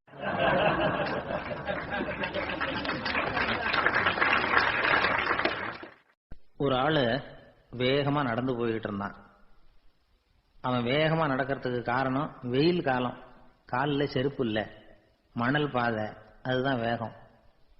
காலில் செருப்பும் இல்லாம கையில குடையும் இல்லாம அந்த ஆளு வெயில்ல நடந்து போய்கிட்டு இருக்கிறான். அந்த சமயத்துல இன்னொருத்தன் குதிரை மேல ஏறி அந்த வழியா வந்துகிட்டு இருக்கிறான். அவன் காலில் செருப்பும் இருந்தது, கையில குடையும் இருந்தது.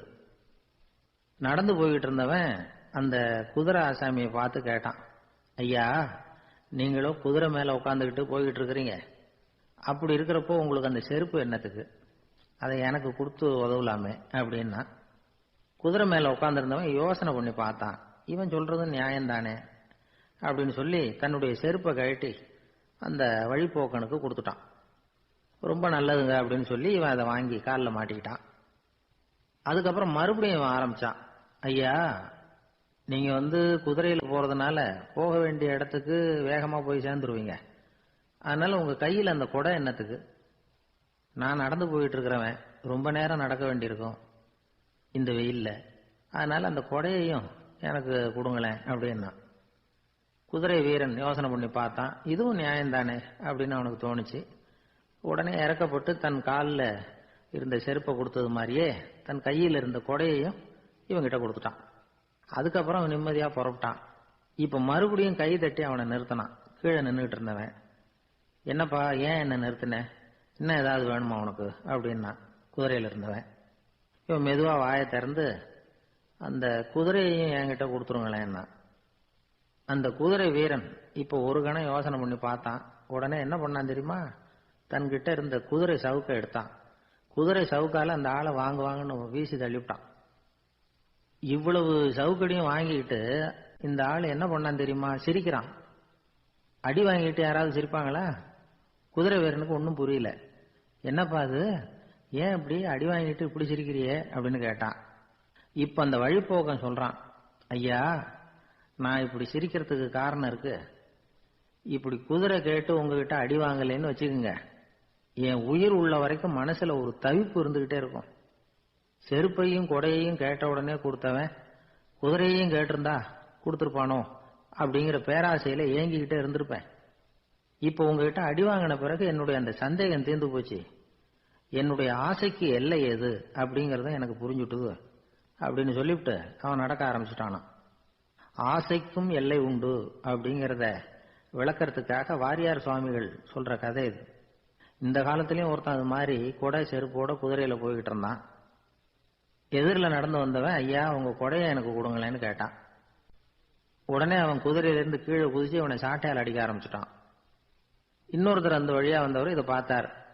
ஏன்பா அவன் கேட்டான், உன்னால முடியலன்னா இல்லைன்னு சொல்லிட வேண்டியதுதானே, அதுக்காக ஏன் இப்படி அவனை போட்டு அடிக்கிறேன்னு கேட்டார். உங்களுக்கு விவரம் புரியாது சார், காலம் ரொம்ப கெட்டு போச்சு. கேட்டதை கொடுத்தேன்னு வச்சுக்கோங்க, இந்த குதிரையே என்னோடது, அவன் திருடிக்கிட்டு போறான் அப்படின்னு என் பேர்ல புகார் கொடுக்க ஆரம்பிச்சிருவான் சார் அப்படின்னா.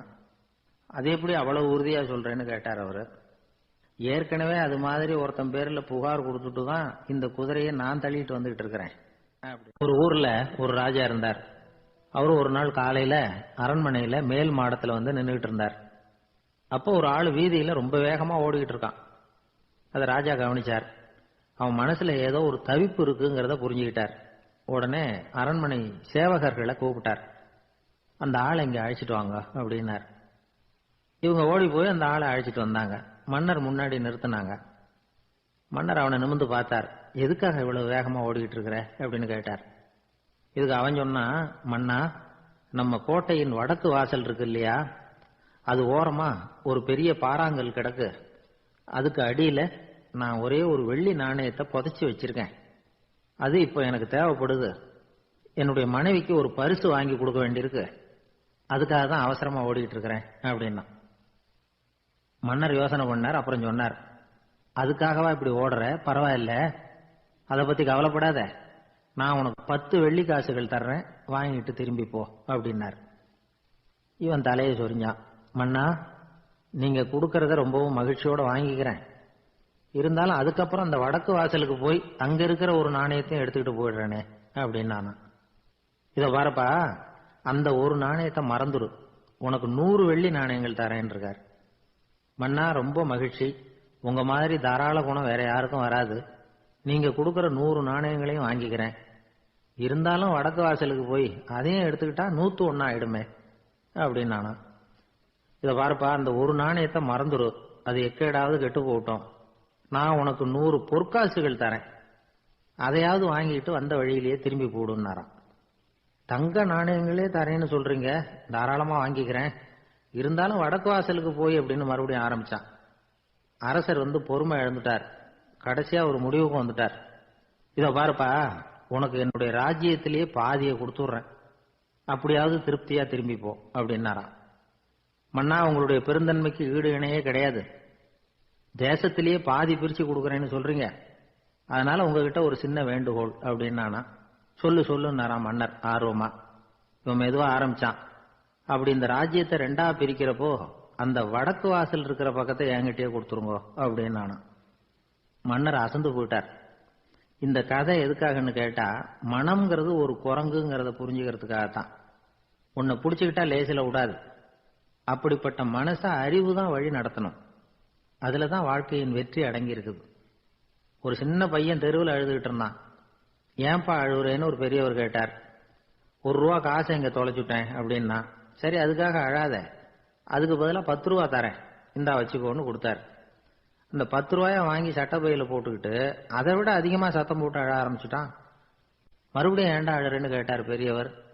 அந்த 1 ரூபாயும் கிடைச்சிட்டுதுன்னா இப்ப என்கிட்ட 11 ரூபா இருக்குமே, இப்போ 10 ரூபா தானே இருக்கு அப்படின்னு சொல்லிவிட்டு அழறான். எனக்கு தெரிஞ்ச ஒருத்தர் இருக்கார். அவரு ஒரு பெரிய காவல்துறை அதிகாரி, ரொம்ப கண்டிப்பானவர்.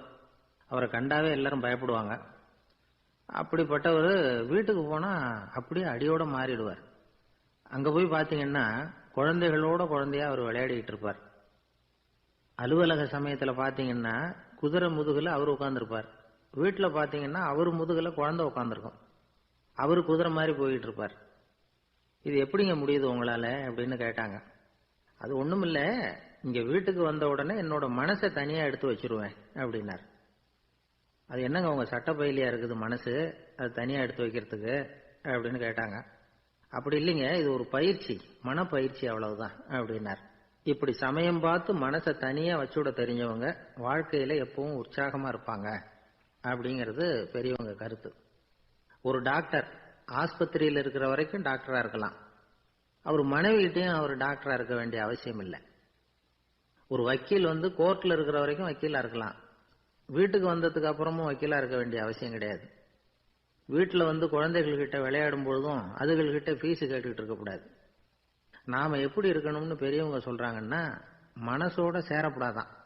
அப்படி சேராம வாழ்க்கையை கவனிக்கணுமா. மனசை அப்படியே தனியா எடுத்து பக்கத்துல வச்சுடணும். அப்படின்னா அதை அப்படியே தூக்கி எறிஞ்சுடு அப்படின்னு அர்த்தம் இல்லை. ஏன்னா மனசுங்கிறது நமக்கு உபயோகப்படக்கூடிய ஒண்ணுதான். எப்ப எப்போ அது தேவையோ அப்பப்போ எடுத்து உபயோகப்படுத்திக்கணும். தேவைப்படுறப்போ எடுத்து கண்ணாடியை மாட்டிக்கிறோம்ல, படிக்கும் பொழுது கண்ணாடி தேவைப்படுது, எடுத்து மாட்டிக்கிறோம் இல்லையா? அது மாதிரி கணக்கு போடுறதுக்கு மனசு தேவை. கடைக்கு போய் ஒரு பொருள் வாங்குறோம், காசு கொடுக்குறோம், மீதி சில்லறை சரியா இருக்கா அப்படின்னு எண்ணி பார்த்து வாங்க வேண்டியிருக்கு. அந்த சமயத்தில் மனசை எடுத்து தனியா வச்சுட்டேன் அப்படின்னு சொல்லிட்டு இருக்கக்கூடாது. பரீட்சைக்கு படிக்க வேண்டியிருக்குது, படிச்சதையெல்லாம் அப்படியே நினைவில் வச்சுக்க வேண்டியிருக்கு. அந்த சமயத்தில் மனசை தூக்கி எறிஞ்சுட்டேன் சார் அப்படின்னு சொல்லிட்டு இருக்கக்கூடாது. அப்படி சொன்னா பரீட்சை நம்மளை தூக்கி எறிஞ்சிடும். அதனால தேவைப்படுறப்போ மனசை உபயோகப்படுத்தணும், தேவையில்லாதப்போ அதை தனியா ஓய்வு எடுத்துக்க விட்டுடணும். இப்படி நாம பழக்கப்படுத்திக்கிட்டா வாழ்க்கைங்கிறது நமக்கு புதுசா தெரியுமா. மனசுக்கும் ஒரு சக்தி கிடைக்கும். எந்திரங்களுக்கு ஓய்வு கொடுக்குற மாதிரி மனசுக்கும் ஓய்வு கொடுக்கணும், இல்லைன்னா அது களைச்சு போயிடும். குழந்தைகள் மனசை சுமந்துகிட்டு இருக்கிறது இல்ல. இது முதியவர்கள் குழந்தைகள் கிட்டே இருந்து கத்துக்க வேண்டிய ஒரு பாடம்.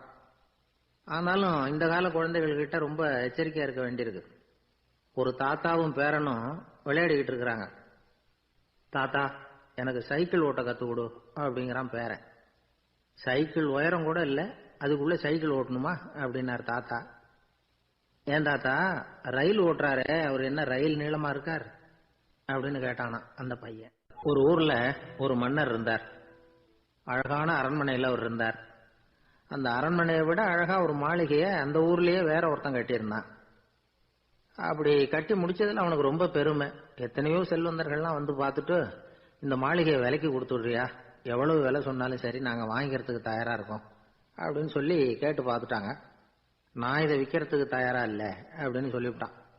அவ்வளவு சிறப்பா கலை அம்சத்தோடு அதை கட்டி முடிச்சிருக்கிறான். அதுவே ஒரு பெரிய அரண்மனை மாதிரி இருந்ததுன்னா பாத்துங்களேன். சுற்றிலும் அழகான பூந்தோட்டம். ஒரு நாள் அவன் எங்கேயோ வெளியூர் போயிட்டு திரும்பி வந்துகிட்டு இருக்கிறான். அப்போ அந்த மாளிகை தீப்பெட்டி எரிஞ்சுக்கிட்டு இருக்கு. பதறி போட்டான். விலைக்கு கேட்டவங்க யாராவது இதை செஞ்சிருக்கணும், இல்லைன்னா மன்னரே செய்த சதியோ என்னவோ, இப்படிலாம் அவனுக்கு சந்தேகம். ஒரு மூலையில உட்காந்து அழ ஆரம்பிச்சுட்டான். அந்த சமயத்துல அவனுடைய மகன் அங்க ஓடி வந்தான். அப்பா அழாதீங்க, இதை நான் நேற்று ராத்திரியே நம்ம ஊர் மன்னருக்கு வித்துட்டேன். இதை கட்டி முடிக்க நமக்கு எவ்வளவு செலவாச்சோ அதை போல 3 மடங்கு விலைக்கு வித்துட்டேன், கவலைப்படாதீங்க. இதை விட அழகான மாளிகையை நாம புதுசா கட்டிக்கலாம்னா. இதை கேட்டதும் அழுதுகிட்டு இருந்தவன் அழுகையை நிறுத்தினான், சிரிக்க ஆரம்பிச்சுட்டான். இதே இடத்த நான் மன்னர்கிட்ட இருந்து விலைக்கு வாங்குவேன், இதை விட அழகான மாளிகையை கட்டுவேன் அப்படின்னு சுத்தி நின்ன எல்லார்கிட்டையும் சொல்லிக்கிட்டு இருந்தான். இந்த சமயத்துல அவனோட இளைய மகன் ஓடி வந்தான். அப்பா, அண்ணன் சொன்னதெல்லாம் சரிதான், மன்னர்கிட்ட விலை பேசினதெல்லாம் உண்மைதான், ஆனா வித்தது பேச்சு அளவுல தான். இனிமேதான் பத்திரம் வாங்கணும், எழுதணும், நீங்க கையெழுத்து போடணும், பதிவு பண்ணணும், மன்னர்கிட்ட பணம் வாங்கணும். அதுக்காகத்தான் உங்களை எதிர்பார்த்துக்கிட்டு இருந்தோம், அதுக்குள்ள இப்படி ஆயிட்டுதுன்னா. இப்ப சிரிச்சுக்கிட்டு இருந்தவன் சிரிப்பை நிறுத்தினான். மறுபடியும் குழந்தை மாதிரி அழ ஆரம்பிச்சுட்டான். இது ஒரு சம்பவம். இதுல இருந்து என்ன தெரியுது? அந்த அழகான மாளிகை தன்னுடையது அப்படின்னு நினைக்கும் பொழுது அவனுக்கு அழுகை வந்தது. அது தன்னுடையது இல்லை அப்படின்னு நினைக்கிற போது சிரிப்பு வந்தது. மறுபடியும் அது தன்னுடையதுதான் அப்படிங்கிற உணர்வு வரும்பொழுது அழுகை. எது எதிலிருந்து நீ நீங்கி இருக்கிறாயோ அது அதிலிருந்து உனக்கு துன்பம் இல்லை அப்படிங்கிறார் திருவள்ளுவர். இந்த உடம்பு என்னுடையதில்லை அப்படிங்கிற உணர்வு வந்துட்டா அது ஒரு பெரிய நிலை. அந்த நிலை வரணும். எல்லாத்தையும் பயன்படுத்திக்கலாம், ஆனா பற்றுல விழுந்துடக்கூடாது. உலகத்தில் இருங்கள், ஆனால் உலகத்தவராக இருக்காதீர்கள். உலகிற்குள் இருங்கள், உலகம் உங்களுக்குள் வந்துவிட அனுமதிக்காதீர்கள். விலகி இருங்கள், விழித்திருங்கள், மௌனமாய் பார்த்திருங்கள் அப்படிங்கிறது சான்றோர் கருத்து. செய்ய வேண்டிய கடமையிலிருந்து விலகி இருக்கிறவர்கள் நம்ம கிட்ட நிறைய பேர் உண்டு. அப்படிப்பட்ட ஒருத்தர் டாக்டர் கிட்ட போனார். டாக்டர், நான் ஒரு கவர்மெண்ட் ஆபீஸ்ல வேலை பார்க்கறேன், எனக்கு ஒரே அசதியா இருக்கு, என்னை சோதிச்சு பாருங்க, ஆலோசனை சொல்லுங்க ஏதாவதுன்னார். டாக்டர் அவரை பரிசோதனை பண்ணி பார்த்துட்டு சொன்னார், இதோ பாரு, உனக்கு இப்போ தேவைப்படுறது முழு ஓய்வு. நீ எவ்வளவு சீக்கிரமா ஆபீஸுக்கு போறியோ அவ்வளவுக்கு உனக்கு நல்லது அப்படின்னாராம். ஒரு ஊர்ல ஒரு ஆள் இருந்தான். கற்பனையிலேயே காலத்தை கடத்திக்கிட்டு இருந்தான். ஒரு நாள் ஒரு மரத்தடியில உட்கார்ந்துருந்தான். அவனுக்கு பசிக்கிற மாதிரி தெரிஞ்சது. உடனே கற்பனையிலேயே சாப்பிட ஆரம்பிச்சுட்டான். அதாவது எதிரில் இலை போட்டு சாப்பாடு போடப்பட்டிருக்கிறதாகவும் அதை இவன் சாப்பிட்றதாகவும் நினைச்சுக்கிட்டு கையை மட்டும் வாய்க்கும் தரைக்குமா அப்படியும் இப்படியும் கொண்டுகிட்டு போய் பாவனை பண்ணிக்கிட்டே இருக்கிறான். தூரத்துல இருந்து பாக்குறவங்களுக்கு இவன் ஏதோ பலமான விருந்து சாப்பிட்டுட்டு இருக்கிறான் அப்படின்னு தான் தோணும். அது மாதிரியே பண்ணிட்டு இருந்தான். அந்த வழியா ஒரு சன்னியாசி வந்துகிட்டு இருந்தார். இவனை பார்த்தார். என்ன இவன் இப்படி பண்ணிட்டு இருக்கிறானே அப்படின்னு நினைச்சாரு. கொஞ்ச நேரம் அவனையே உத்து பார்த்துக்கிட்டு இருந்தார். இவரை பார்த்ததும் அவன் இன்னமும் சுவாரஸ்யமா சாப்பிட ஆரம்பிச்சுட்டான். அப்பப்பா என்ன இது, இந்த குழம்பு இவ்வளவு காரமா இருக்கு, என்னுடைய நாக்கே எரிஞ்சு போடும் போல இருக்க அப்படின்னு சொல்லிட்டு பக்கத்துல ஒரு குவளையை எடுத்து தண்ணி குடிக்கிறது மாதிரி பாவனை பண்றான். அப்பாடா இப்ப கொஞ்சம் பரவாயில்ல அப்படின்னு சொல்லிக்கிட்டு குவளையை கீழே வைக்கிறது மாதிரி ஒரு பாவனை பண்றான். சன்னியாசி பார்த்தார். என்னப்பா சாப்பாட்டுல காரம் அதிகமோ அப்படின்னார். ஆமா சுவாமி, ஞாபகம் மறதியில் கொஞ்சம் மிளகாய் அதிகமா சேர்த்துக்கிட்டேன் அப்படின்னா. சரி சாப்பிடு அப்படின்னு சொல்லிட்டார். அவன் சாப்பிட்டு முடிக்கிற வரைக்கும் பொறுமையா உட்காந்துருந்தார். அவன் அப்பாடா அப்படின்னு சொல்லிட்டு மறுபடியும் தண்ணி எடுத்து குடிச்சான். எல்லாம் கற்பனையிலேயே. அதுக்கப்புறம் சன்னியாசி பேச ஆரம்பிச்சார். இதை பாருப்பா, உன்னுடைய கற்பனையை நான் மெச்சுறேன். இருந்தாலும் உன் சாப்பாட்டுல ஒரு இனிப்பையும் வச்சிருக்கலாமே, ஏன் மிளகாய அளவுக்கு அதிகமா போட்டுட்டு அவஸ்தைப்படுற அப்படின்னார். அவன் யோசிக்க ஆரம்பிச்சான். அதுக்கப்புறம் இவர் சொன்னார், இதை பாருப்பா, இனிமேல உன்னுடைய கற்பனையும் உயர்ந்ததாக இருக்கட்டும் அப்படின்னு உபதேசம் பண்ணிவிட்டு போனார். எப்பவும் உயர்வை பத்தியே சிந்திக்கணும். உயர்வு கிடைக்கலன்னா கூட அப்படி சிந்திக்கிறத நிறுத்தப்படாது அப்படிங்கிறார் திருவள்ளுவர். உள்ளுவது எல்லாம் உயர் உள்ளல், மற்ற அது தள்ளினும் தள்ளாமை நீர்த்து. ஊக்கம் இல்லாம உலகத்துல வாழ்ந்து பிரயோஜனம் இல்லை. அதனால உயர்வாகவே சிந்திக்கணும். அது நம்மளை ஊக்கப்படுத்தும். இது பெரிய ஒரு வாக்கு. இந்த உலகத்துல கற்பனையிலேயே வாழ்கிற சில கஞ்சர்களும் உண்டு. அதாவது 2 கஞ்சர்கள், 2 பேரும் பக்கத்து பக்கத்து ஊர்ல இருந்தாங்க. பொங்கல் சமயம். ஒரு கஞ்சன் தன்னுடைய மகனை கூப்பிட்டான். இதோ பாருப்பா, பக்கத்து ஊர்ல என்னுடைய நண்பன் ஒருத்தன் இருக்கிறான், அவனுக்கு பொங்கல் பரிசு ஏதாவது கொடுக்கணும். நான் ஒரு 4 ஆட்டுக்குட்டியை தரேன், நீ கொண்டுகிட்டு போய் கொடுத்துட்டு வந்து விடுறியா அப்படின்னு கேட்டான். சரி நான் புள்ள, ஒரு பைய கையில் எடுத்துக்கோன்னா. அவன் எடுத்துக்கிட்டான். இந்த ஆட்டுக்குட்டி பிடிச்சிக்கோ அப்படின்னு சொல்லி ஒவ்வொன்னா போடுறேன் பார் அப்படின்னு சொல்லிட்டு 1 2 3 4 அப்படின்னு எண்ணிக்கிட்டே வெறும் சைகையாலேயே ஆட்டுக்குட்டியை பிடிச்சி போடுறது மாதிரி பாவனை பண்ணிட்டு இருக்கிறான். அவன் பிள்ளையும் அது ரொம்ப அக்கறையா வாங்கிக்கிறது மாதிரி வாங்கிட்டு அந்த பைய தூக்கிட்டு அடுத்த ஊருக்கு போறான். இவன் அங்க போய் சேர்ந்த நேரத்துல அந்த கஞ்சன் ஊர்ல இல்ல, எங்கேயோ வெளியில போயிருக்கிறான். அவனோட புள்ள மட்டும்தான் வீட்டுல இருந்தான். இவன் அவன்கிட்ட, இதை பாரு, எங்க அப்பா உங்க அப்பாவுக்கு ஆட்டுக்குட்டி கொடுத்து அனுப்பியிருக்கிறாரு, பிடிச்சிக்கோ அப்படின்னு சொல்லி பாவனையிலேயே ஒவ்வொன்னா எடுத்து அவன்கிட்ட கொடுத்துட்டான். அவனும் வாங்கிட்டான் வாங்கறது மாதிரி. அப்புறம் சொன்னான், சரிப்பா நானும் பதிலுக்கு ஏதாவது ஒன்னுகிட்ட கொடுக்கணும் இல்லையா, அதனால அந்த பைய புடி, ஒரு 10 எலுமிச்சம்பழம் தரேன், பதிலுக்கு அதை நீ எடுத்துட்டு போ அப்படின்னு சொல்லி கையாலேயே ஒவ்வொன்னா எடுத்து போடுறது மாதிரி பாவனை பண்ணிவிட்டான். அவனும் ரொம்ப நன்றி அப்படின்னு சொல்லிவிட்டு அதை வாங்கிட்டு போயிட்டான். கொஞ்ச நேரம் கழிச்சு வெளியில போயிருந்த அப்பங்காரன் திரும்பி வந்தான். உள்ள சொன்னான், அப்பா, உன்னோட நண்பர் அவருடைய மகன் மூலமா உனக்கு 6 ஆட்டுக்குட்டி கொடுத்து அனுப்பியிருந்தார், நானும் பதிலுக்கு ஒரு 10 எலுமிச்சம்பழம் கொடுத்து அனுப்பியிருக்கிறேன் அப்படின்னா. எப்படிடா கொடுத்தேன்னு கேட்டார் அப்பா. இப்படிதான் கொடுத்தேன்னு சொல்லி சைகையிலேயே காட்டினான். இதை பார்த்ததும் அப்பங்காரனுக்கு பயங்கரமா கோவம் வந்துட்டுது. பலார்னு அரைஞ்சுட்டான் பையனு. ஏன்பா அரைஞ்ச, 10 எலுமிச்சம்பழம் கொடுத்துட்டேனே அப்படிங்கிறதுக்காகவா அப்படின்னு கேட்டான். அது கூட பரவாயில்ல, நீ காட்டுற சைகையை பார்த்தா ஆரஞ்சு பழம் சைஸுக்கு இருக்குதே, அவ்வளவு பெருசா ஏன் கொடுத்த, அதுதான் எனக்கு கோபம் அப்படின்னு. ஒரு ஊர்ல ஒரு குரு இருந்தார், ஜென் குரு. அவரை தேடிட்டு ஒரு மன்னர் வந்தார். வந்தவர் ஜப்பான் மன்னர். தோட்டக்கலையை பத்தி தெரிஞ்சுட்டு போறதுக்காக அவர் வந்தார். எப்படி தோட்டம் அமைக்கிறது அப்படிங்கறத பத்தி அந்த குரு விவரமா சொல்லி கொடுத்தாரு. 1 நாள் 2 நாள் இல்ல, 3 வருஷம் கத்து கொடுத்தார். அதுக்கப்புறம் சொன்னார், நான் கத்து கொடுத்துட்டேன், இனிமே நீங்க போகலாம், போய் தோட்டம் அமைக்கலாம், அதுதான் உங்களுக்கு பரீட்சை. தோட்டம் அமைச்ச பிறகு சொல்லி அனுப்புங்க, நான் வந்து பாக்கிறேன். நீங்க இங்க என்னவெல்லாம் கத்துக்கிட்டீங்களோ அதையெல்லாம் அங்க செயல்முறையில செஞ்சு காட்டுங்க அப்படின்னு சொல்லி அனுப்பி வச்சார். மன்னர் போனார். அரண்மனைக்கு பக்கத்திலேயே ஒரு பெரிய தோட்டத்தை உண்டு பண்ணினார். அழகான மரங்களையும் செடிகளையும் உருவாக்கினார். கிட்டத்தட்ட 1000 தோட்டக்காரர்களை பயன்படுத்தி 3 வருஷங்கள் முயற்சி பண்ணி அந்த அழகான தோட்டத்தை உருவாக்கினார். குரு கிட்ட இருந்து செய்தி வந்தது, நாளைக்கு வந்து தோட்டத்தை பார்க்கறேன் அப்படின்னு. மன்னர் உடனே சுறுசுறுப்பாயிட்டார். முதல் நாளே தோட்டத்தை சுத்தப்படுத்தினார். ராத்திரி பூரா யாரும் தூங்கல. எல்லாருக்கும் தோட்டத்தை ஒழுங்குபடுத்துற வேலை. அது அந்தந்த இடத்துல ஒழுங்கா இருக்குதா அப்படின்னு சரி பார்த்தாங்க. ஒரு தவறும் இல்லாத வகையில் அதை ஒழுங்குபடுத்தினாங்க. மறுநாள் குரு வந்தார், தோட்டத்தை பார்த்தார். அவருக்கு கோபம் வந்துட்டுது. மன்னருக்கு ஆச்சரியம், எப்பவும் சிரிச்சுக்கிட்டே இருக்கிறவர் இப்ப எப்படி இருக்கிறாரு அப்படின்னு. மெதுவா குரு கிட்ட போய் எல்லாம் சரியா தானே இருக்குது அப்படின்னார். எல்லாம் சரிதான், ஆனாலும் எங்கே அந்த பொன்னிற காற்று அப்படின்னார். உதிர்ந்த இலைகள், பொன் மஞ்சள் நிற இலைகள் காற்றில் அப்படி புரண்டு ஓடுவதை நான் பார்க்க முடியவில்லையே அப்படின்னாராம்.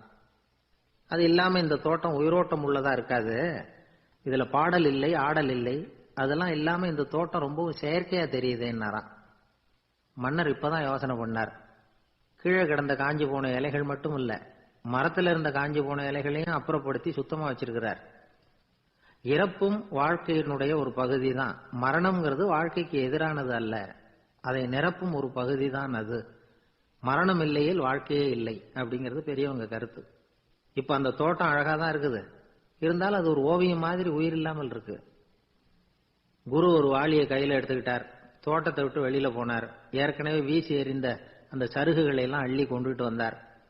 உள்ள எல்லா இடங்கள்லயும் அதை வீசினார். உடனே காத்து அந்த காய்ந்த சருகுகளையும் பழுத்த இலைகளையும் அசைக்க ஆரம்பிச்சுட்டுது. இப்போ அங்க சலசல சத்தம், சங்கீதம், இலைகளின் நடனம், ஓவியம் மாதிரி இருந்த அந்த தோட்டத்துக்கு இப்ப உயிர் வந்துட்டுது. இதுதான் அந்த பொன்னான காற்று அப்படின்னாராம் குரு. மன்னருக்கு புரிஞ்சது. மிகப்பெரிய ஜென் கேள்வி ஒன்று உண்டு.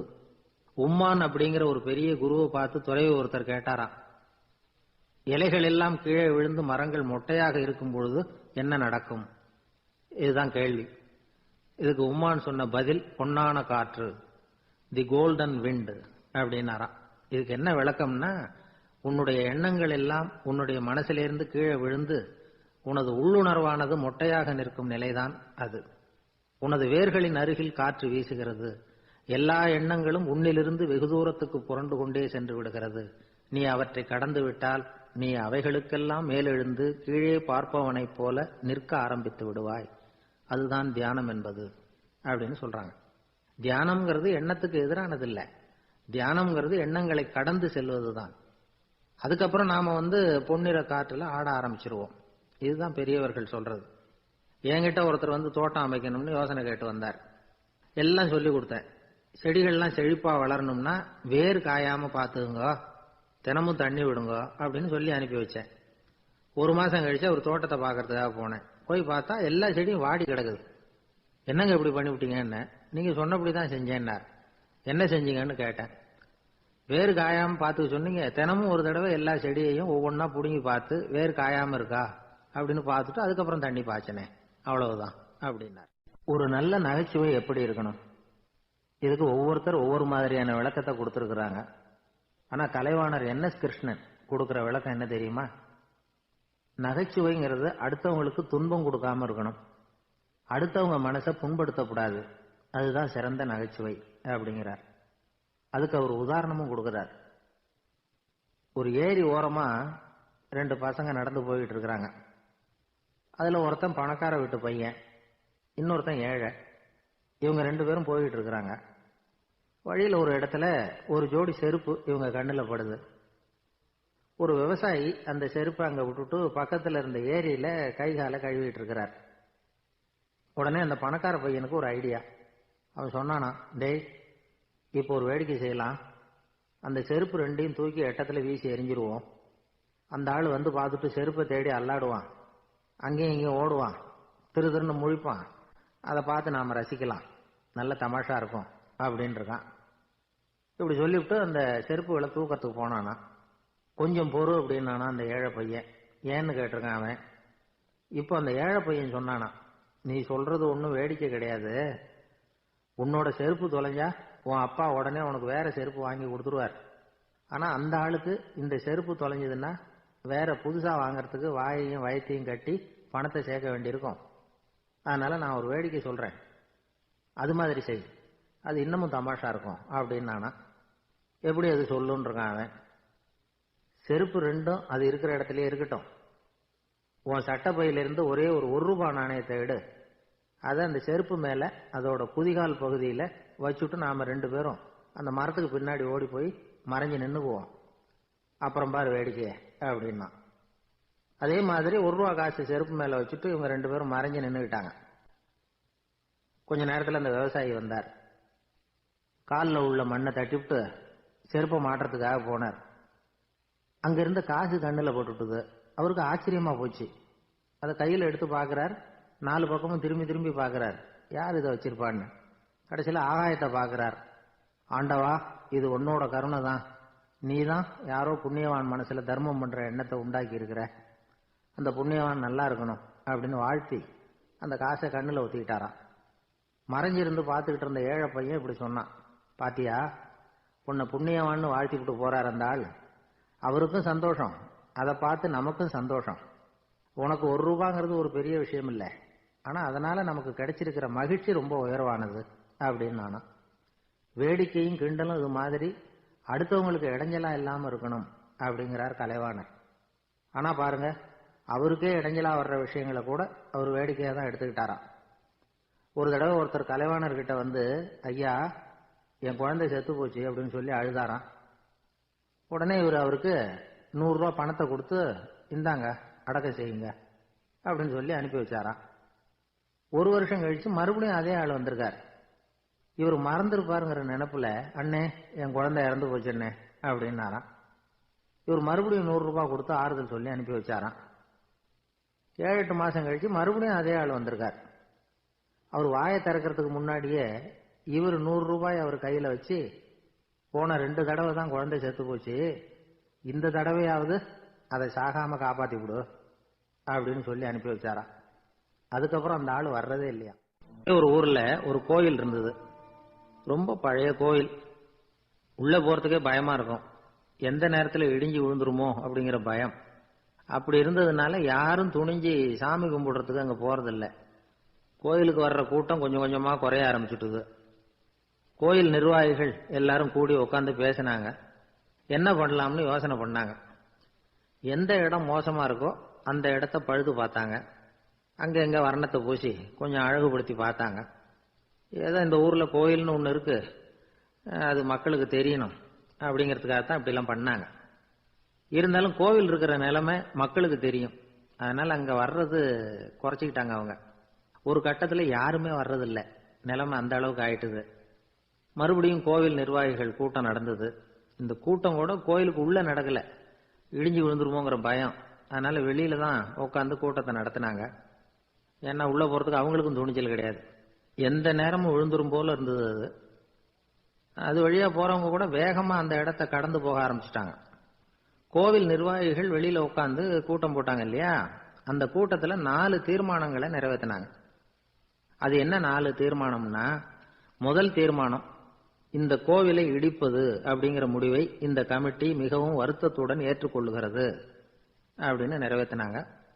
இதுக்கு பதிலா இன்னொரு கோவிலை உடனடியாக கட்டி முடிச்சுடணுங்கிறது 2வது தீர்மானம்.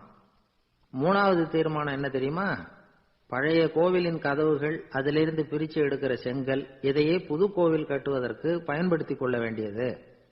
பழைய கோவில் இருந்த மாதிரியே அதே வடிவத்தில் புது கோவிலையும் கட்ட வேண்டியது.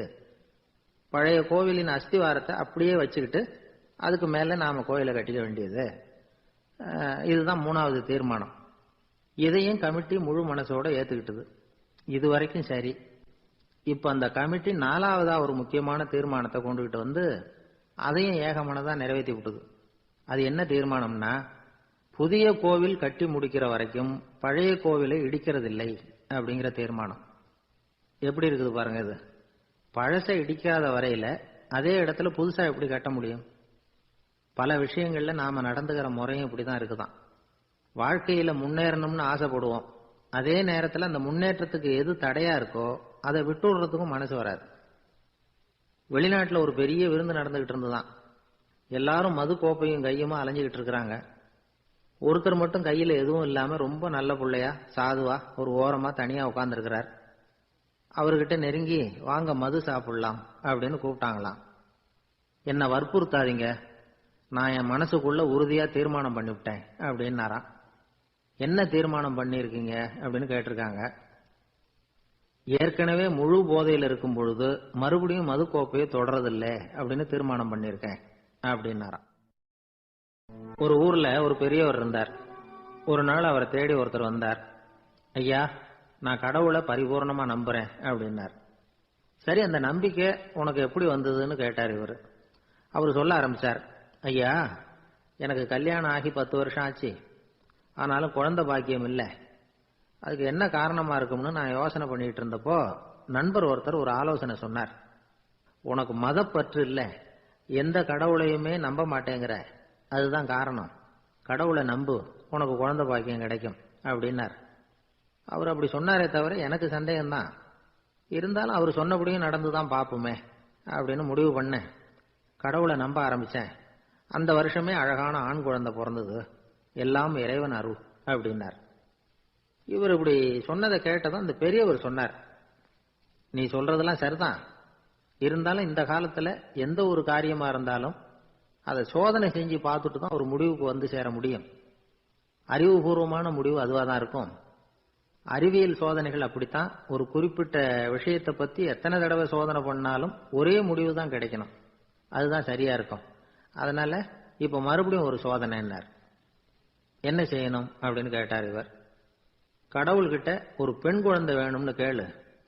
முதல்ல ஆண் குழந்தையை கொடுத்தது மாதிரியே இப்போ ஒரு பெண் குழந்தையையும் கொடுக்கறாரா பார்க்கலாம் அப்படின்னார். சரின்னு சொல்லி இவர் அதே மாதிரி முயற்சி பண்ணினார். அதுக்கப்புறம் அவர் இந்த பெரியவர்கிட்ட வரவே இல்லை. கொஞ்ச காலம் கழிச்சு இவரே அவரை தேடிட்டு போய் கதவை தட்டினார். அவர் கதவை திறந்தார். என்ன ஆச்சு, கடவுள் கண் திறந்தாரா அப்படின்னு கேட்டார். அவரு, அந்த சமாச்சாரம்லாம் நமக்கு வேணாம் சார், முதல் தடவை அது ஏதோ தற்செயலா ஏற்பட்ட ஒரு சாதகம். இப்ப நீங்க 2வது தடவை சொன்ன பிறகு தினமும் கடவுளை வேண்டிக்கிட்டு தான் இருக்கிறேன், ஒன்றும் நடக்கல அப்படின்னார் ரொம்ப விரக்தியா. ஒரே ஒரு தோல்வியில உங்க நம்பிக்கை எல்லாம் பறந்து போயிடுது பாத்தீங்களா அப்படின்னார் அந்த பெரியவர். எல்லாம் நல்ல விதமா நடக்கிற வரைக்கும் நம்பிக்கை, எதிர்பார்த்தது தோல்வியில முடிஞ்சுட்டுதுன்னா அவநம்பிக்கை. மற்றவர்கள் பேர்ல வைக்கிற நம்பிக்கை எந்த நேரத்திலையும் விவகாரமாகி விடக்கூடிய சாத்தியம் உண்டு. நாம நம்பிக்கை வைக்க வேண்டியது நம்ம கிட்ட தான், நமக்குள்ள இருக்கிறார் கடவுள். எனவே நம்ம பேர்ல நாம வைக்கிற நம்பிக்கை தான் உண்மையான கடவுள் பக்தி. நிபந்தனையற்ற நம்பிக்கையா அது இருக்கணும். எல்லாம் நல்லபடியா நடந்துகிட்டு இருந்தா எந்த முட்டாளுக்கும் நம்பிக்கை வரத்தான் செய்யும் அப்படிங்கிறது ஒரு பெரியவர் கருத்து. தியானத்தின் மூலமா தான் உனக்குள்ள ஆழமா தோண்டுனா உன்னுடைய அடி ஆழத்துல நம்பிக்கை வந்து அப்படி ஊற்றெடுக்கும், அதை பார்க்க முடியும் அப்படிங்கிறது பெரியவர்கள் சிந்தனை. ஒரு குழந்தை அப்பாவை பார்த்து என்னப்பா பண்றேன்னு கேட்டுதான். பிரார்த்தனை பண்ணிட்டு இருக்கிறேன்னாராம் அப்பா. பிரார்த்தனை பண்ணுனா என்ன கிடைக்கும் அப்படின்னு கேட்டுதான் குழந்தை. எல்லாம் கிடைக்கும் அப்படின்னாராம் அப்பா. நீ வச்சிருக்கிறிய பேனா அது கூட கிடைக்குமான்னு கேட்டுதான் குழந்தை. ஓ, கிடைக்குமேன்னு இருக்கார். அப்படின்னா அந்த பேனாவை என்கிட்ட கொடுத்துரு, நீ பிரார்த்தனை பண்ணி வேற பேனா வாங்கிக்கோ அப்படின்னு தான் அந்த குழந்தை. ஒரு பெரிய நினைவு மண்டபம், அதுக்கு முன்னாடி ஒரு அப்பாவும் பிள்ளையும் நின்றுகிட்டு இருக்கிறாங்க. அந்த வழியா போறவங்க வர்றவங்க எல்லாம் அந்த இடத்துல நின்று அது என்ன மண்டபம் அப்படின்னு விசாரிக்க ஆரம்பிச்சாங்க. அந்த அப்பாவும் பிள்ளையும் தான் வர்றவங்களுக்கெல்லாம் விவரம் சொல்லிட்டு இருக்கிறாங்க. அதாவது இந்த இடத்துல ஒரு பெரிய மகான் சமாதி ஆயிருக்கார், அவர் சமாதியான இடத்துல இந்த நினைவு மண்டபத்தை கட்டியிருக்கிறோம் அப்படின்னாங்க. ஊரு பூரா இந்த செய்தி பரவிச்சு. நிறைய பேர் அந்த இடத்தை தேடி வர ஆரம்பிச்சாங்க. இங்க வந்து கொஞ்ச நேரம் உட்காந்துட்டு போனா மனசுக்கு ஒரு நிம்மதி கிடைக்குது அப்படின்னாங்க. அங்க இருந்த உண்டியல்ல நிறைய காசு போட்டுட்டு போறாங்க. பணம் கிடுகிடுன்னு நிறைய சேர ஆரம்பிச்சுட்டுது. பணம் நிறைய சேர்ந்த உடனே அந்த அப்பாவுக்கும் பிள்ளைக்கும் தகராறு வந்துட்டுது. பணம் சேர்ந்தாலே சொத்து தகராறு வரத்தானே செய்யும், அது மாதிரி வந்துட்டுது. பையன் அடிக்கடி நிறைய பணம் கேட்க ஆரம்பிச்சான். அப்பா பார்த்தார், யோசனை பண்ணார், ஒரு முடிவுக்கு வந்தார். ஒரு நாள் பையனை கூப்பிட்டார். இதை பாருப்பா, நமக்குள்ள தகராறு வேணாம், அப்பாவும் பிள்ளையும் இப்படி சண்டை போட்டுக்கிட்டா பாக்குறவங்க தப்பா நினைப்பாங்க, அதனால நமக்குள்ள சமரசமா இதை தீர்த்துக்குவோம், என்ன சொல்ற அப்படின்னார் அப்பா. சரி நான் பையன். உடனே அந்த அப்பா என்ன பண்ணார் தெரியுமா, மகன் கிட்ட கொஞ்சம் பணத்தை கொடுத்தார், தன்கிட்ட இருந்த ஒரு கழுதையையும் கொடுத்தார். இதை வச்சு நீ பொழைச்சிக்கோ அப்படின்னு சொல்லி அனுப்பி வச்சுட்டார். மகன் அந்த கழுதையை இழுத்துக்கிட்டு அடுத்த ஊருக்கு போனான். வழியிலேயே அந்த கழுதை செத்து போச்சு. உடனே என்ன பண்ணலாம்னு யோசனை பண்ணான். ஒரு ஐடியா வந்தது. அந்த கழுதைய ஒரு சாலை ஓரமா புதைச்சான். கையில் இருந்த பணத்தை வச்சு அந்த இடத்துல ஒரு கல் மண்டபம் கட்டினான்.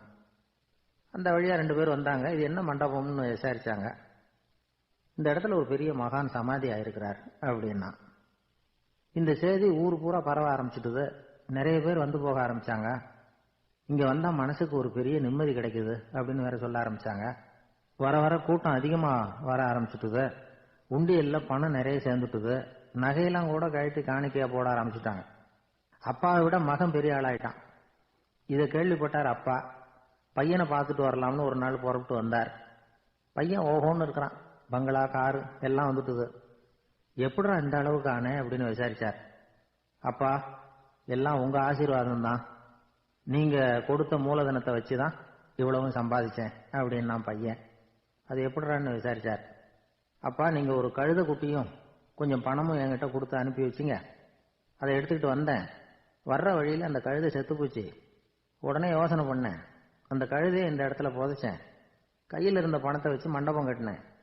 மகான் ஒருத்தர் சமாதி ஆயிருக்கார் அப்படின்னு வதந்தியை கிளப்பி விட்டேன். ஜனங்கள்லாம் ஏமாந்து போய் காசை கொண்டாந்து போட ஆரம்பிச்சுட்டாங்க. நான் பொழைச்சிக்கிட்டு இருக்கிறேன் அப்படின்னா. இப்பதான்டா நீ என் புள்ள அப்படின்னு சொல்லி சந்தோஷப்பட்டாரான் அந்த அப்பா. ஏன் அப்படி சொல்றீங்கன்னு கேட்டிருக்கான் பையன். கழுத குட்டியை புதைச்சி மண்டபம் கட்டி இருக்கிற நீ, ஏற்கனவே நம்ம ஊர்ல நாம கட்டி இருக்கிறோமே மண்டபம், அது இந்த கழுதையோட அம்மாவை புதைச்ச இடம். மகான் சமாதி ஆயிருக்காருன்னு நானும் சும்மா கப்சா தான் விட்டுக்கிட்டு இருக்கேன் அப்படின்னாரான் அப்பா. முட்டாள் ஜனங்களை நினைச்சு அந்த 2 பேரும் சத்தம் போட்டு சிரிச்சாங்களாம்.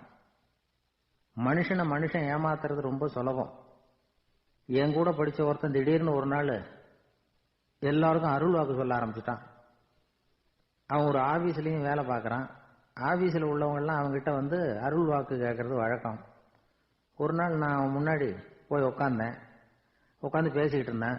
அப்போ அதே ஆபீஸ்ல வேலை பார்க்குற ஒருத்தர் அவங்ககிட்ட வந்து, சுவாமி, என் மேஜையில வச்சிருந்த பேனா திடீர்னு காணாம போட்டுது, அது திரும்ப கிடைக்குமா எனக்கு அப்படின்னு கேட்டார்.